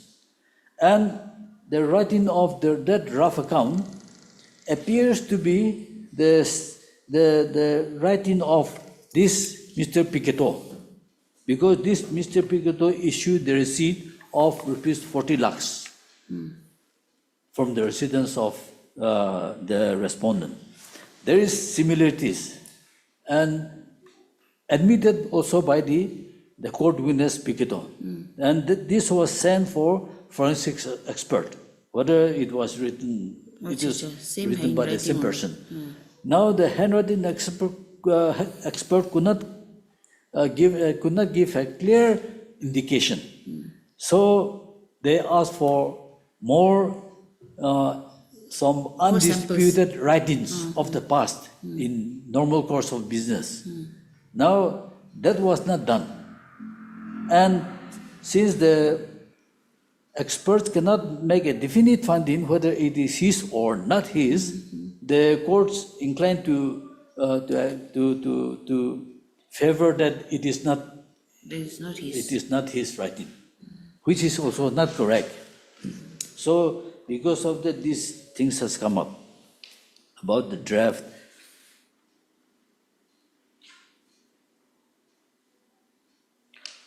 It is correct to state that after paying rupees 40 lakhs on the loan on 22-208, as the plaintiff again defaulted with the repayment, I once again locked the mortgage premises in the month of May 08. It is correct to state that in the receipt dated 22-208, there is no mention of any money which is to be paid by me by the plaintiffs. It is correct to state that from 13-506 to 21-208, I did not initiate any action against the plaintiffs to recover any loan on the request of the relatives of the plaintiffs for extension and early repayment of the loan, but after receiving part payment of the loan amounting to rupees 40 lakhs on 22-208, since no request was made by any of the relatives, I locked the gate of the mortgage premises once again in the month of May 2008. It is correct to state that from 13-506 to 21-208, I did not take any action to recover the loan from the plaintiffs due to the request made by the relatives and for any other consideration. I deny the suggestion that the plaintiffs, Mrs. Lily and Mrs. Zano, has paid rupees 12 lakhs as interest against the loan. I do not agree to the suggestion that the additional loan of rupees 20 lakhs comprise 3 months defaulted interest of rupees 12 lakhs and last amount of rupees 8 lakhs paid by me to the plaintiff. I deny to the suggestion that the plaintiff, though through Mrs. Lamu has repaid an amount of 38 lakhs 60,000 to me against the loan. I deny to the suggestion that the plaintiff number 2 on 22/7/08 has repaid an amount of rupees 10 lakhs to me against the loan. I deny the suggestion that the rough account on the loan exhibit P3 is the account left by me at the residence of Mr. Tukjin Jamir and which was telephonically intimated to him as he was at Kohima during the relevant time. I deny the suggestion that the plaintiff have already paid rupees 1,60,000 to me on the loan. I deny the suggestion that prior to the filing of this suit, I had demanded rupees 48,60,000, which is the outstanding balance on the loan. It is correct to state that the plaintiff number 2 had subsequently to the agreement also mutated the mortgage land in the name of one Pungsang Jamir, which has however been cancelled subsequently by the DC Dimapur. It is correct to state that it is I who has written to DC Dimapur to cancel the mutation issued in the name of Mr. Pungsang Jamir, but it was not Mr. Among Jamir who initiated the cancellation against mutation for the DC Dimapur. I'm not aware about the application filed by Mr. Siamung Jamir praying to this court to condone the actions of mutation on the mortgage land. I'm also not aware that the petition filed by Mr. Siamong Jamir to condone his action has been heard by this court. It is correct to state that I'm claiming an amount of rupees 1,31,80,000, which is the outstanding loan amount due as on 4/6/08.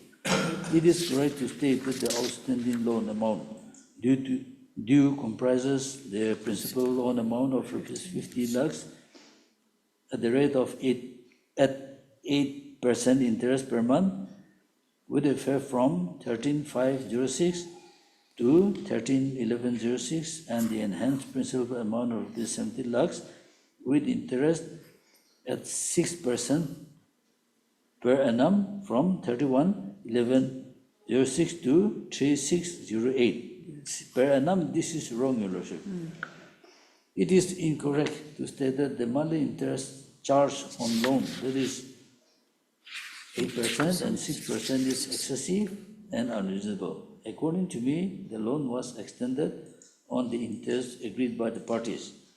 It is incorrect to state that I have received rupees 1,60 lakhs from the plaintiffs and I am taken due advantage and I have not issued any receipt after receiving the rupees 1,60,060 lakhs from the plaintiff.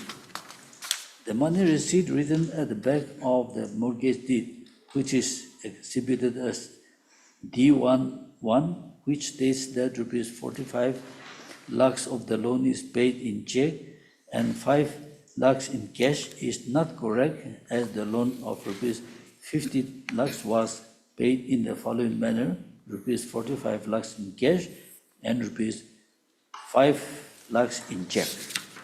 That is the deposition in cross-examination of this defendant. This is the rough account, page 150. Yes. So this is the rough account, and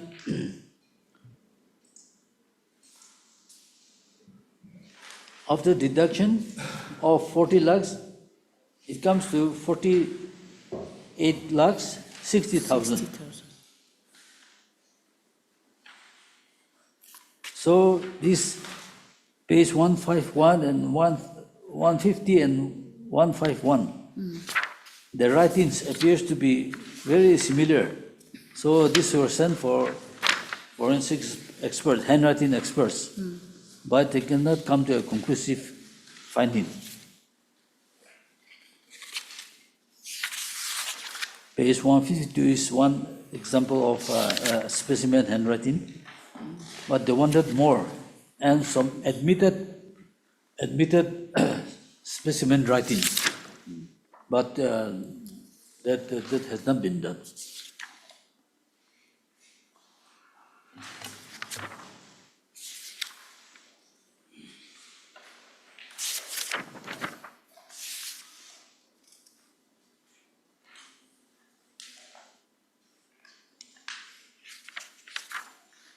And what is this page 154? 154, exhibit XY. 154.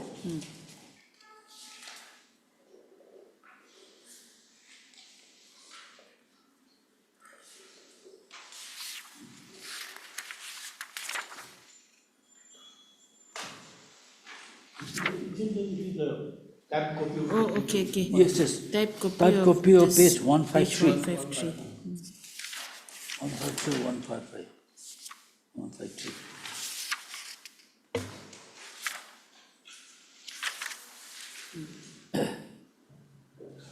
So, Your Lordship, now whatever the matter is, now the question is whether the trial court has rightly appreciated the evidence made available before it.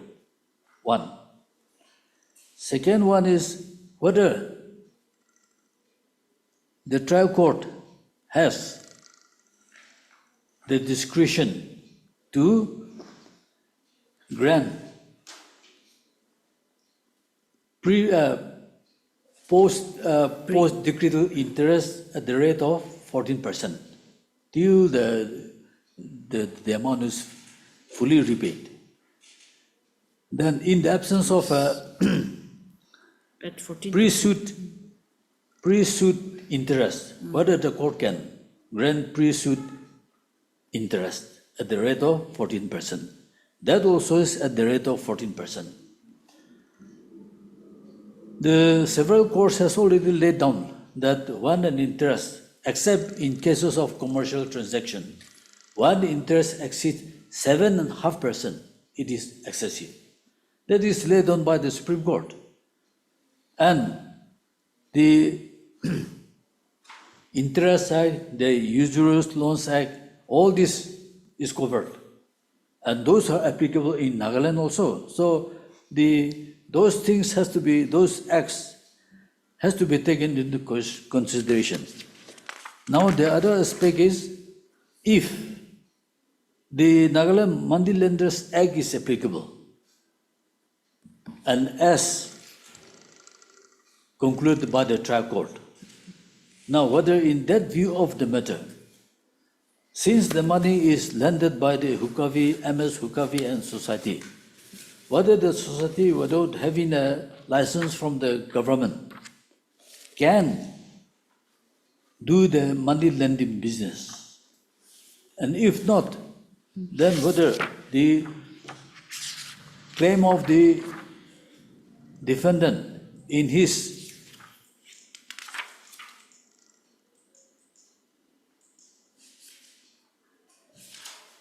counterclaim can be entertained.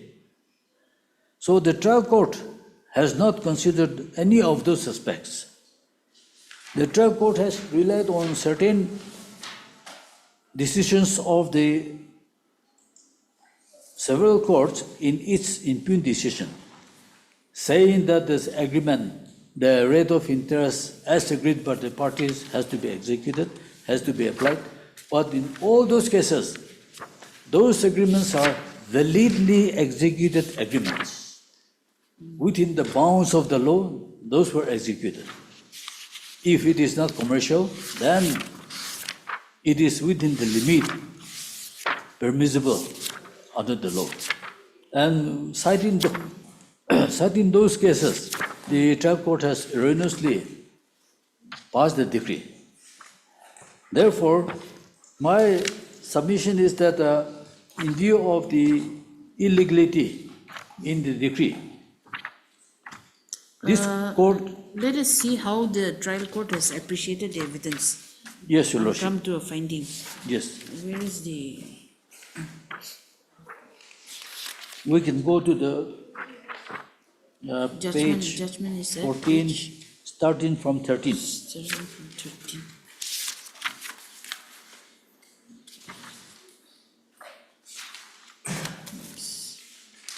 Discussion of issues starts at page 16, findings and decisions. Page 13.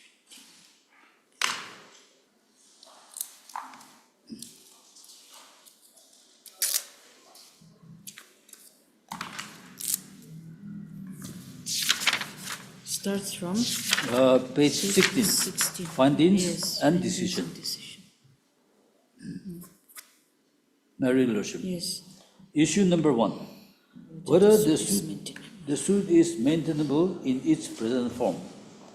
This issue is not disputed by both parties, hence I decided this issue in affirmative. Issue number 2, whether the suit is bad for misjoinder of parties.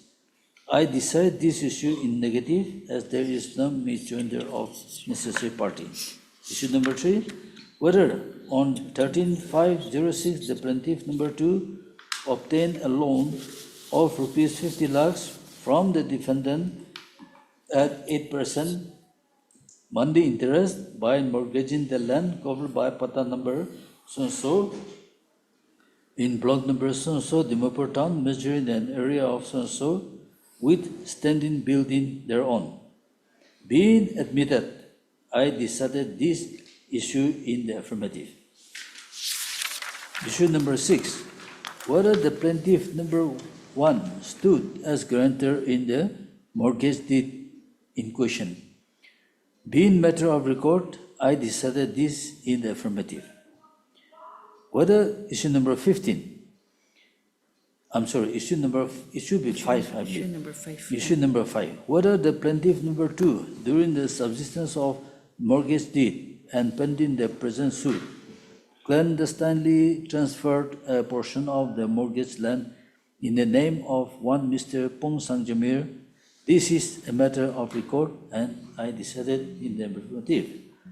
Issue number 4, whether on 3/11/06 the plaintiff further received cash loan of rupees 8 lakhs from the defendant and by compounding the 3 months defaulted interest of rupees 12 lakhs, the principal amount of rupees 50 lakhs was enhanced to rupees 70 lakhs and the plaintiff asked to pay 6% monthly interest on the enhanced loan amount. The counsel for the plaintiff submits that on 3/11/06 the plaintiff took further loan of rupees 20 lakhs, of which rupees 8 lakhs in cash and 12 lakhs compound as interest for 3 months from 3 months, making in all rupees 20 lakhs, thereby enhancing the principal amount from rupees 50 lakhs to rupees 70 lakhs and reduced the rate of interest from 8% to 6% per month with effect from 3/11/06. On the other hand, the counsel for the defendant submits that the initial loan amount of rupees 50 lakhs with 8% interest per month was agreed between the parties on 13/5/06. Thereafter, again on 3/11/06, the defendant, on the request of plaintiff number 2, further extended loan of rupees 20 lakhs and enhanced the principal amount from rupees 50 lakhs to rupees 70 lakhs and renegotiated the rate of interest at 6% per month. The mortgage deed signed by the plaintiff is exhibited as Exhibit D1-3. The plaintiff number 2, in his cross-examination, stated that it is correct to say that the loan amount of rupees 70 lakhs advanced by the defendant was used for the business purpose of the plaintiff number 1, who is my brother-in-law. Moreover, the PW number 1, Mrs. Lammo Longkumar, in cross-examination, clearly stated that on 3/11/06, I was present when the loan amount was enhanced to rupees 70 lakhs in the presence of plaintiff number 2. The subsequent enhance of loan was made. However, on that day, the plaintiff number 1 was not present. I have heard the counsels and perused the mortgage deed exhibited as Exhibit DC1 and signature of plaintiff number 2 exhibited as Exhibit D1-2 and D1-3. The plaintiff has appended his signature acknowledging receipt of rupees 20 lakhs in cash on 3/11/06 as exhibited above. I find it difficult to accept the contention of the plaintiff with regard to the receipt of rupees 8 lakhs in cash and compounding interest rupees 20 12 lakhs towards principal amount when the plaintiff number 2 admitted and acknowledged his signature in the said exhibits, that is, mortgage deed dated 3/11/06. The law on this issue is clear as provided in section 25, I believe it should be 59. Evidence Act, which provides that all facts except the contents may be proved by oral evidence. Since the plaintiff number 2 have owned and acknowledged the signature appended in the said mortgage deed, to say otherwise is not permissible. Therefore, I decided this issue that the plaintiff receive rupees 20 lakhs as enhanced amount and thereby enhancing the amount, principal amount to rupees 70 lakhs as on 3/11/06. This is exactly how I was trying to, at the beginning, trying to explain the signature of the witness, the plaintiff number 2. And now the court is relying on that. The court has not examined how on 3/11/06 no new signature was appended. This is the old signature, which was signed on the 13/5/2006. But you are not disputing that the loan amount was initially 50 and then enhanced to 70. That you're not disputing, isn't it? Because see, the disputed part in that is 12 lakhs was by default interest compounded towards the principal amount, and 8 lakhs was cash. That is the only disputed part.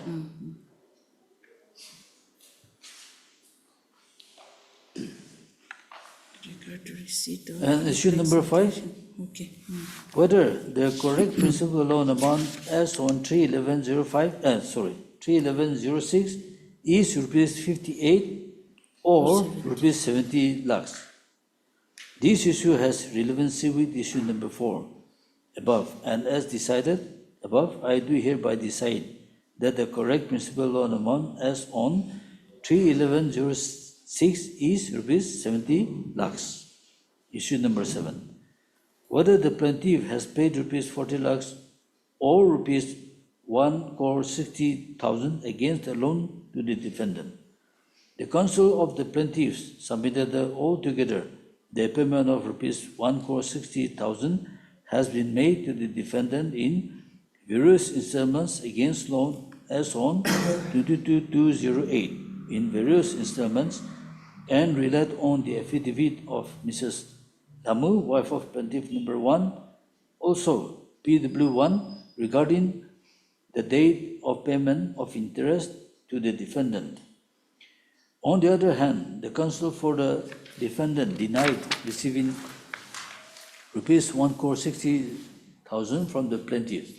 It is submitted that the defendant has received only rupees 40 lakhs from the plaintiff towards the loan on 22/2/08, receipt of which is exhibited as Exhibit DC3.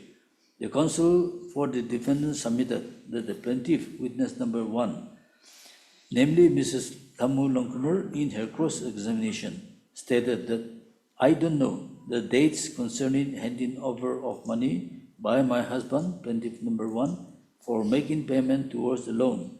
This statement contradicts her statement made in para 7 of the affidavits of deposition, wherein she mentioned all the dates concerning the date of payment.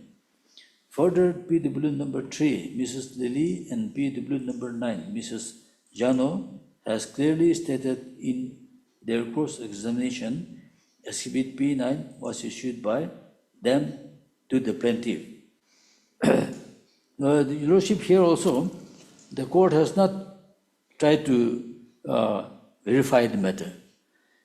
They are not saying that the receipt issued by Mrs. Lily and Jano is by the defendant.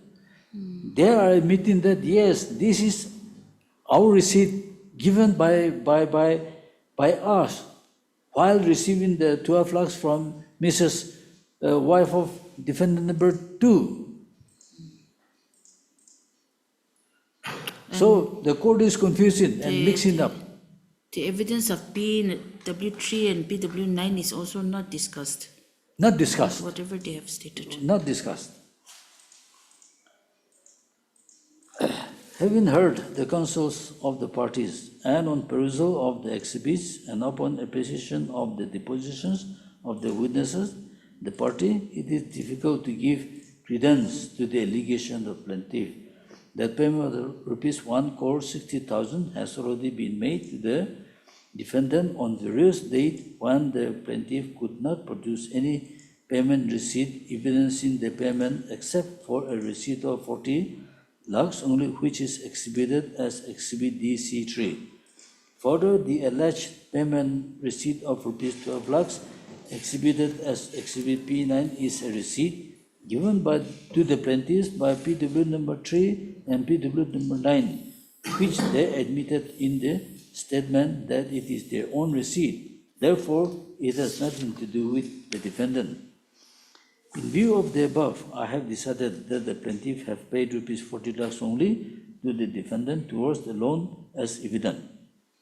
Then, whether as on 22/208, the defendant demanded rupees 48 lakhs 60,000 from the plaintiff as outstanding loan amount as per the rough account furnished by the defendant, the counsel of the plaintiff submitted that the rough account exhibited as Exhibit P3 was allegedly furnished by the defendant to the plaintiff through PW7, Chukjun Jamil, wherein the defendant allegedly demanded rupees 48 lakh 60,000 due as on 22/208. The counsel of the plaintiff further submitted that the said draft account was allegedly prepared by a relative of the defendant, namely Sri Piketo, who has been examined as court witness. The counsel of the defendant submitted that the alleged rough account, that is Exhibit P3, was not prepared and furnished by the defendant and as such objected to the introduction of Exhibit P3 as documentary evidence, as it was not issued by the defendant. Moreover, the counsel for the defendant objected to the prayer of the plaintiff counsel to subject the Exhibit P3 to forensic test for comparison of handwriting with that of Exhibit P7 written by Sri Piketo. However, the court was pleased to accept the prayer of the plaintiff and subjected Exhibit P7 and P3 and P7 along with specimen handwriting of Sri Piketo for forensic test to compare the handwritings. The forensic test could not link the handwriting to Sri Piketo, writer of Exhibit P7, with that of Exhibit P3 rough account.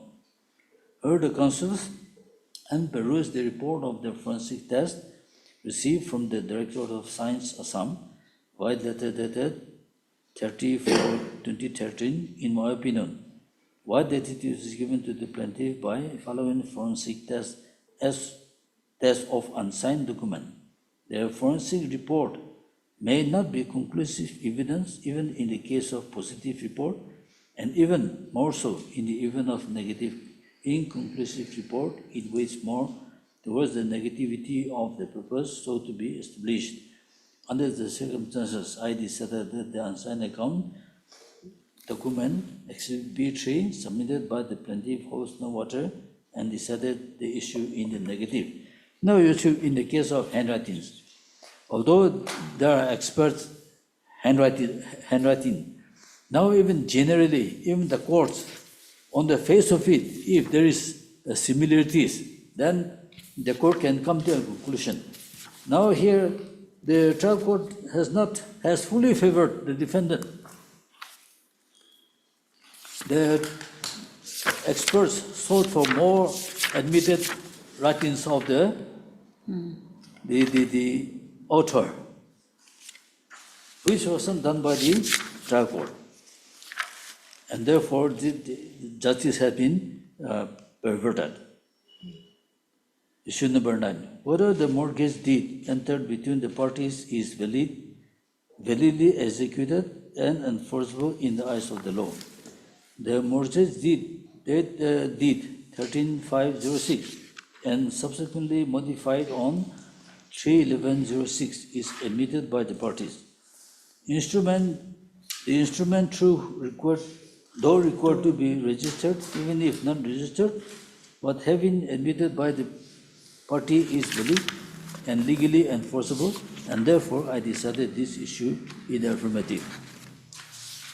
Whether the Nagaland Money Lenders Act 2005 is applicable in the instant suit, the counsel for the plaintiff submitted that though the plaintiffs are consenting party to the mortgage and loan transactions, yet the interest charged by the defendant for the loan amount violates the statutory provisions of the Nagaland Money Lenders Act 2005. As such, the interest charged at the rate of 6% per month may be declared as illegal, null and void. On the other hand, the defendant's counsel submits that the defendant is not a professional money lender, and as such, the Nagaland Money Lenders Act is not applicable to him. Even assuming that the said Act of 2005 is applicable, the plaintiffs are in no position to agitate the issue after utilizing the defendant's money amounting to Rs 70 lakhs for the business purpose of the plaintiff number 1 for about 2 years.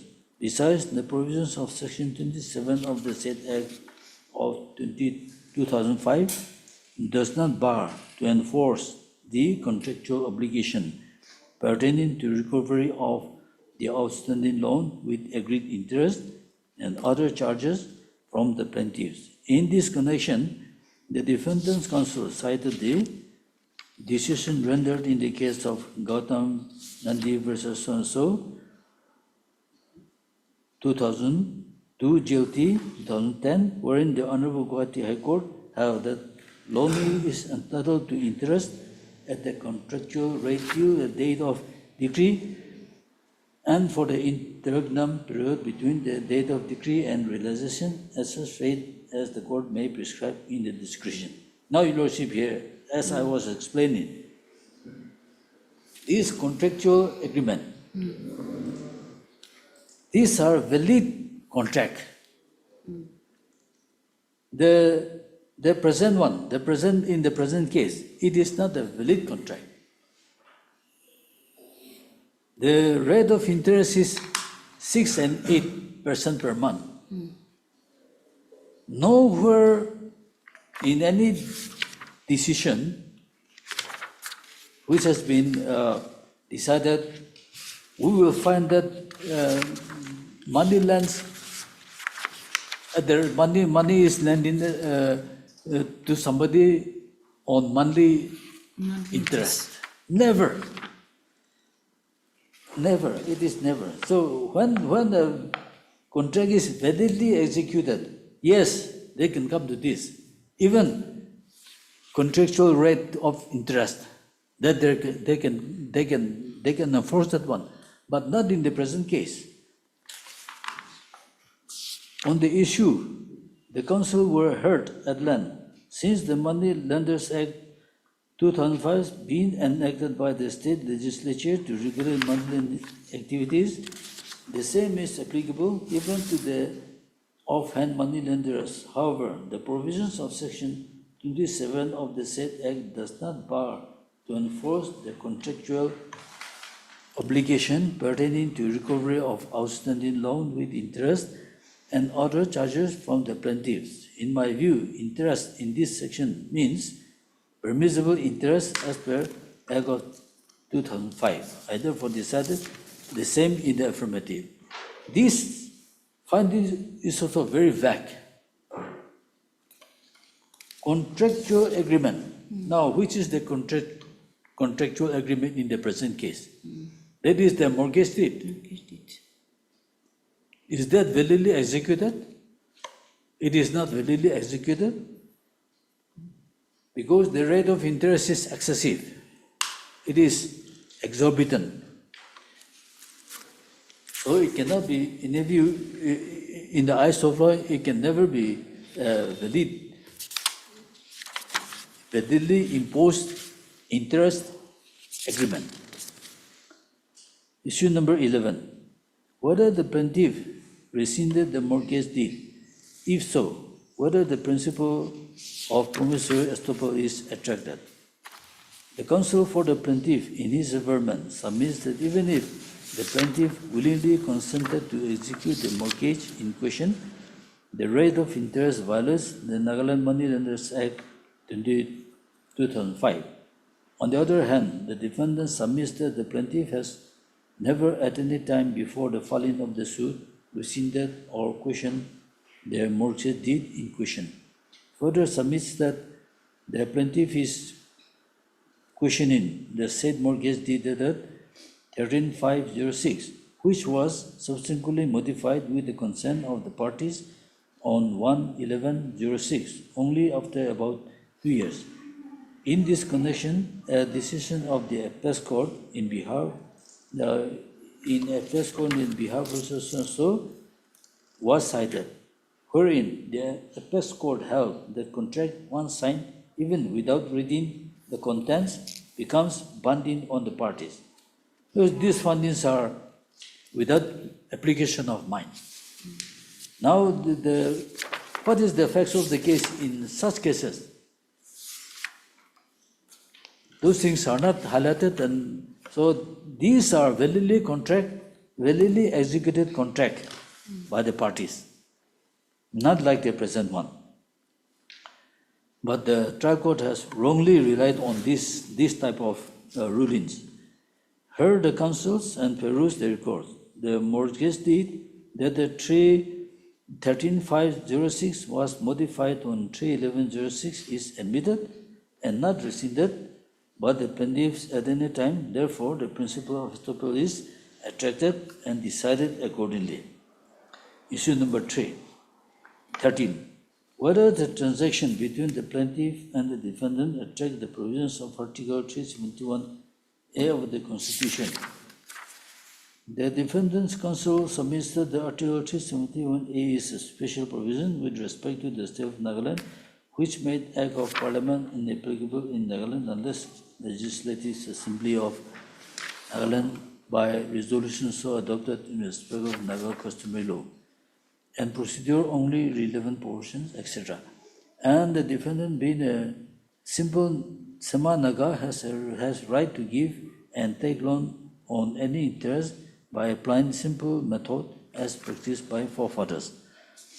I agree with the submissions of the defendant's counsel that every Naga has the right to be governed by the customary law as enshrined in Article 370 of the Constitution of India, provided the Legislative Assembly does not alter the status of the resolution. However, as far as the instant case is concerned, the Legislative Assembly of Nagaland has passed resolution by way of Nagaland Moneylenders Act 2005. It is therefore, in my considered opinion, that Article 371A is not attracted. Issue number 14.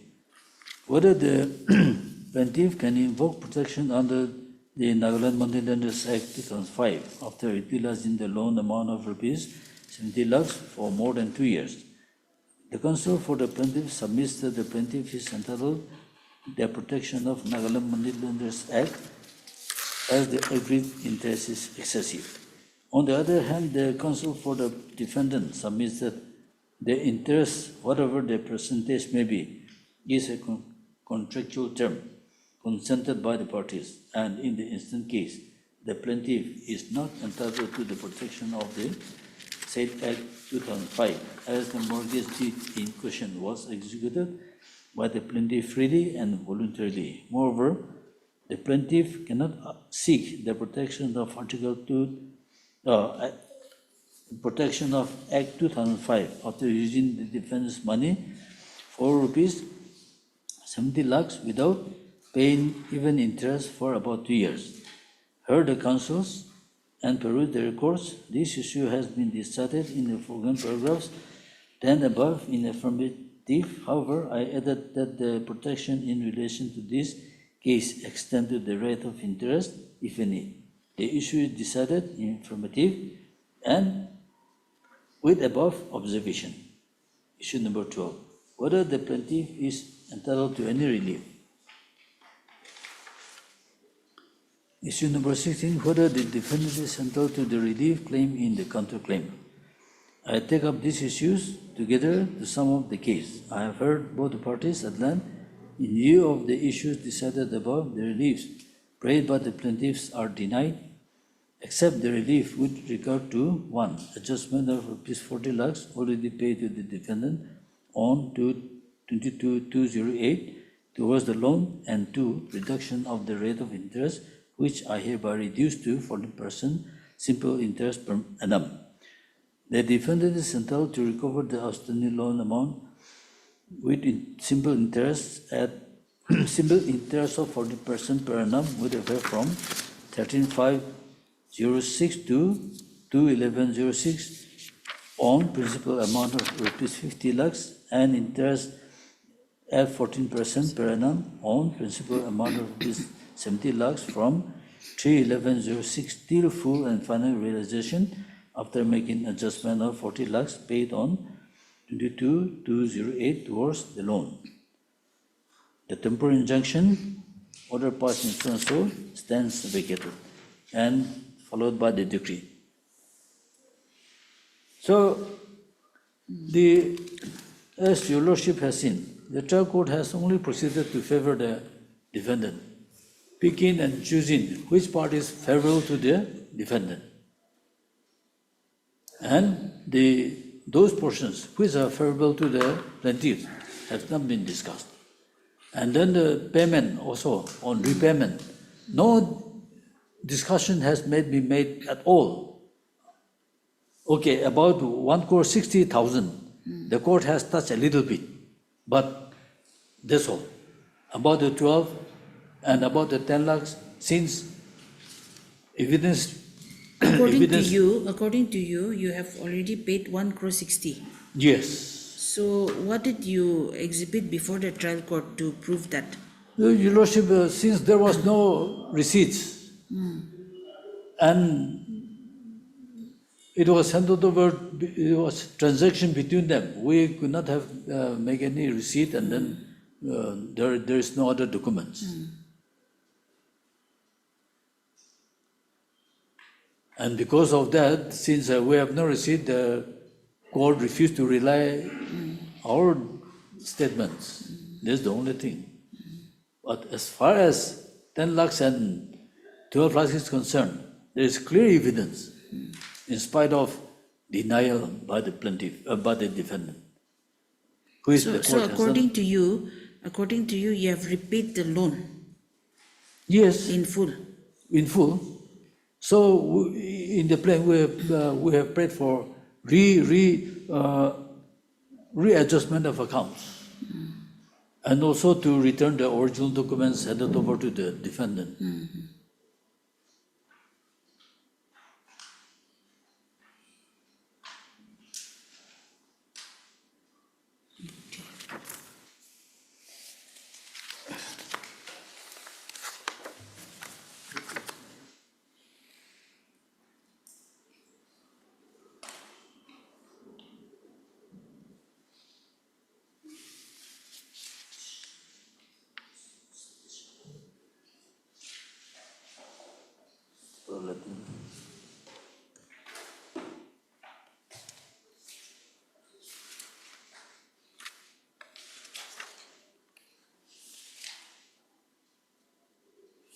Your Lordship, on certain decisions, on certain issues, on the question of interest under a usurious loan side, I would like to rely on one or two rulings.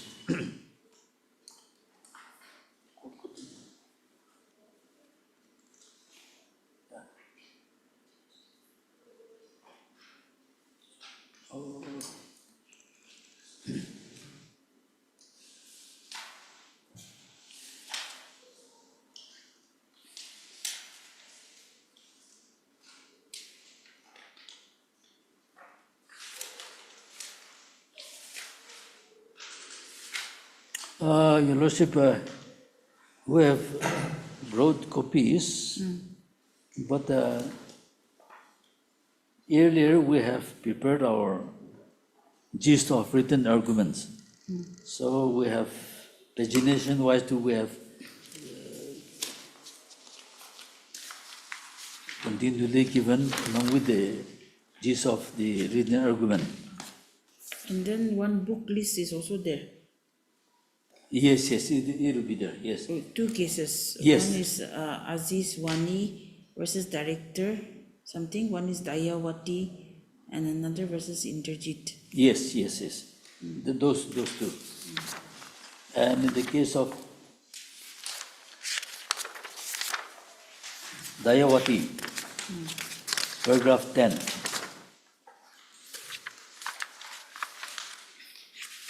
Paragraph 10.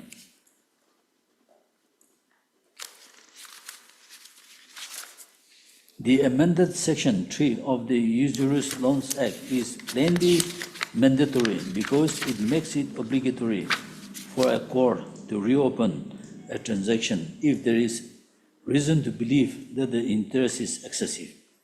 Further, where the rate of interest exceeds 7.5 per centum per annum simple, the court must hold that it is excessive.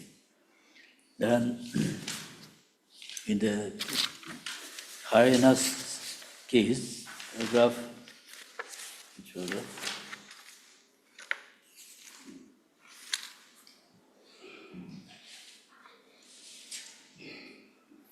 Paragraph 9, 10, 11, 12.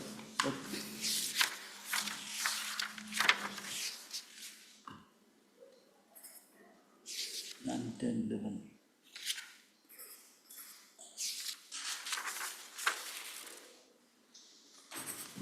Which one? That is 9, 10, 11, 12. From which case?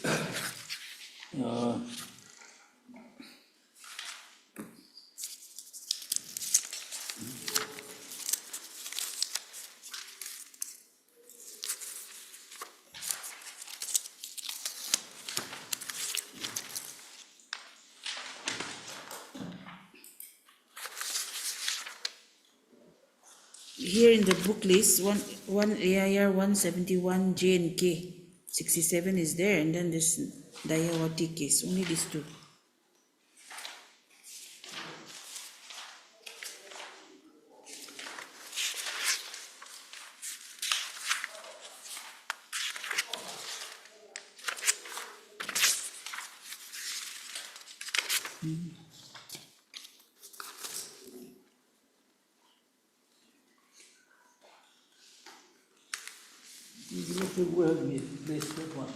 So, only they do the ownership.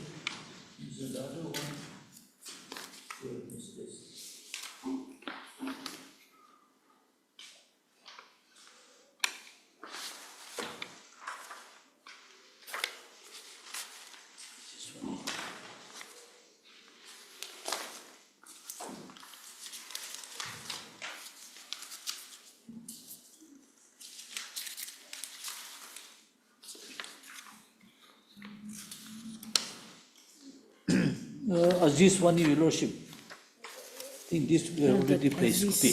Aziz Wani. Yes, this is paragraph 9. Just about the discussion on evidence.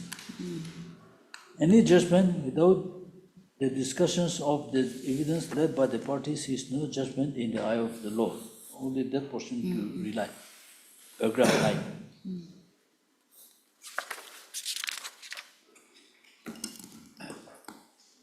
So, Your Lordship, although this is an appeal, so the court, this court can give his final funding and dispose of the matter from here itself, or the court can, if so necessary, then remand the case for a fresh hearing. So that part to Your Lordship is up to the court. I have nothing to say on that. However, the grant of interest is totally illegal. As I have said in the beginning, it's totally illegal as per the section 34 CPC. Post-decretal amount cannot exceed 6%, And then the second one is pre-trial interest, pre-suit interest. Pre-suit interest. Since it is not paid, it cannot be given. Then granting the rate of pendentolite interest at the rate of 14%, it is also excessive. When the court says granting of 7.5% is excessive, in case of normal cases, then granting 14%, unless special consideration is considered, 14% also is too high. So, yes, certain money has been borrowed from the defendant.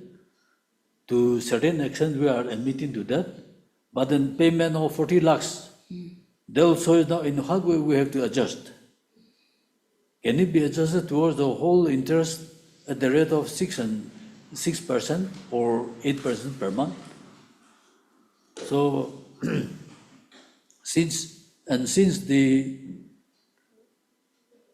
certain amount has been paid and proved to be paid, at least, if not 1 crore 60,000, at least 62 lakhs has been fully paid. Now that, how to adjust the balance and how much rate should be reasonable, that has to be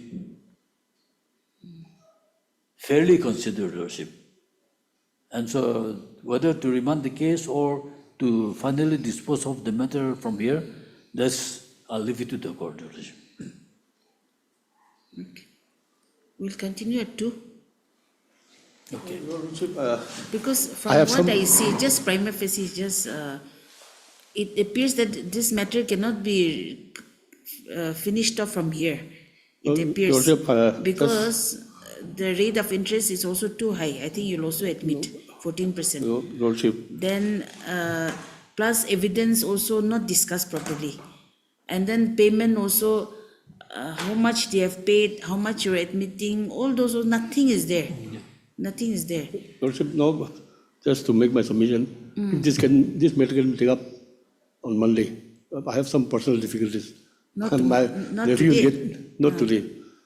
My nephew is getting married on this day after tomorrow. So I'm having some hectic. Okay. So at 2 also not possible. Not possible because I'll not be able to complete because Monday. yeah. Okay.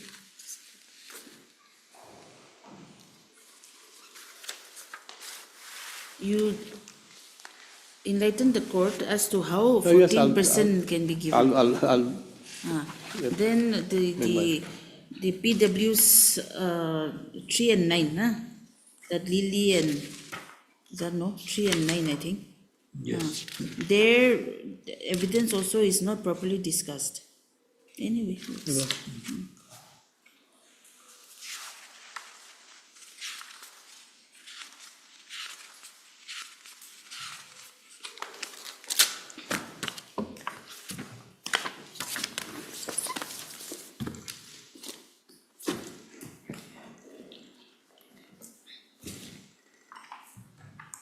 Learned counsel for the learned senior counsel for the appellant, Mr. Ari Ralu, assisted by Ms. Mabeni, and also heard Mr.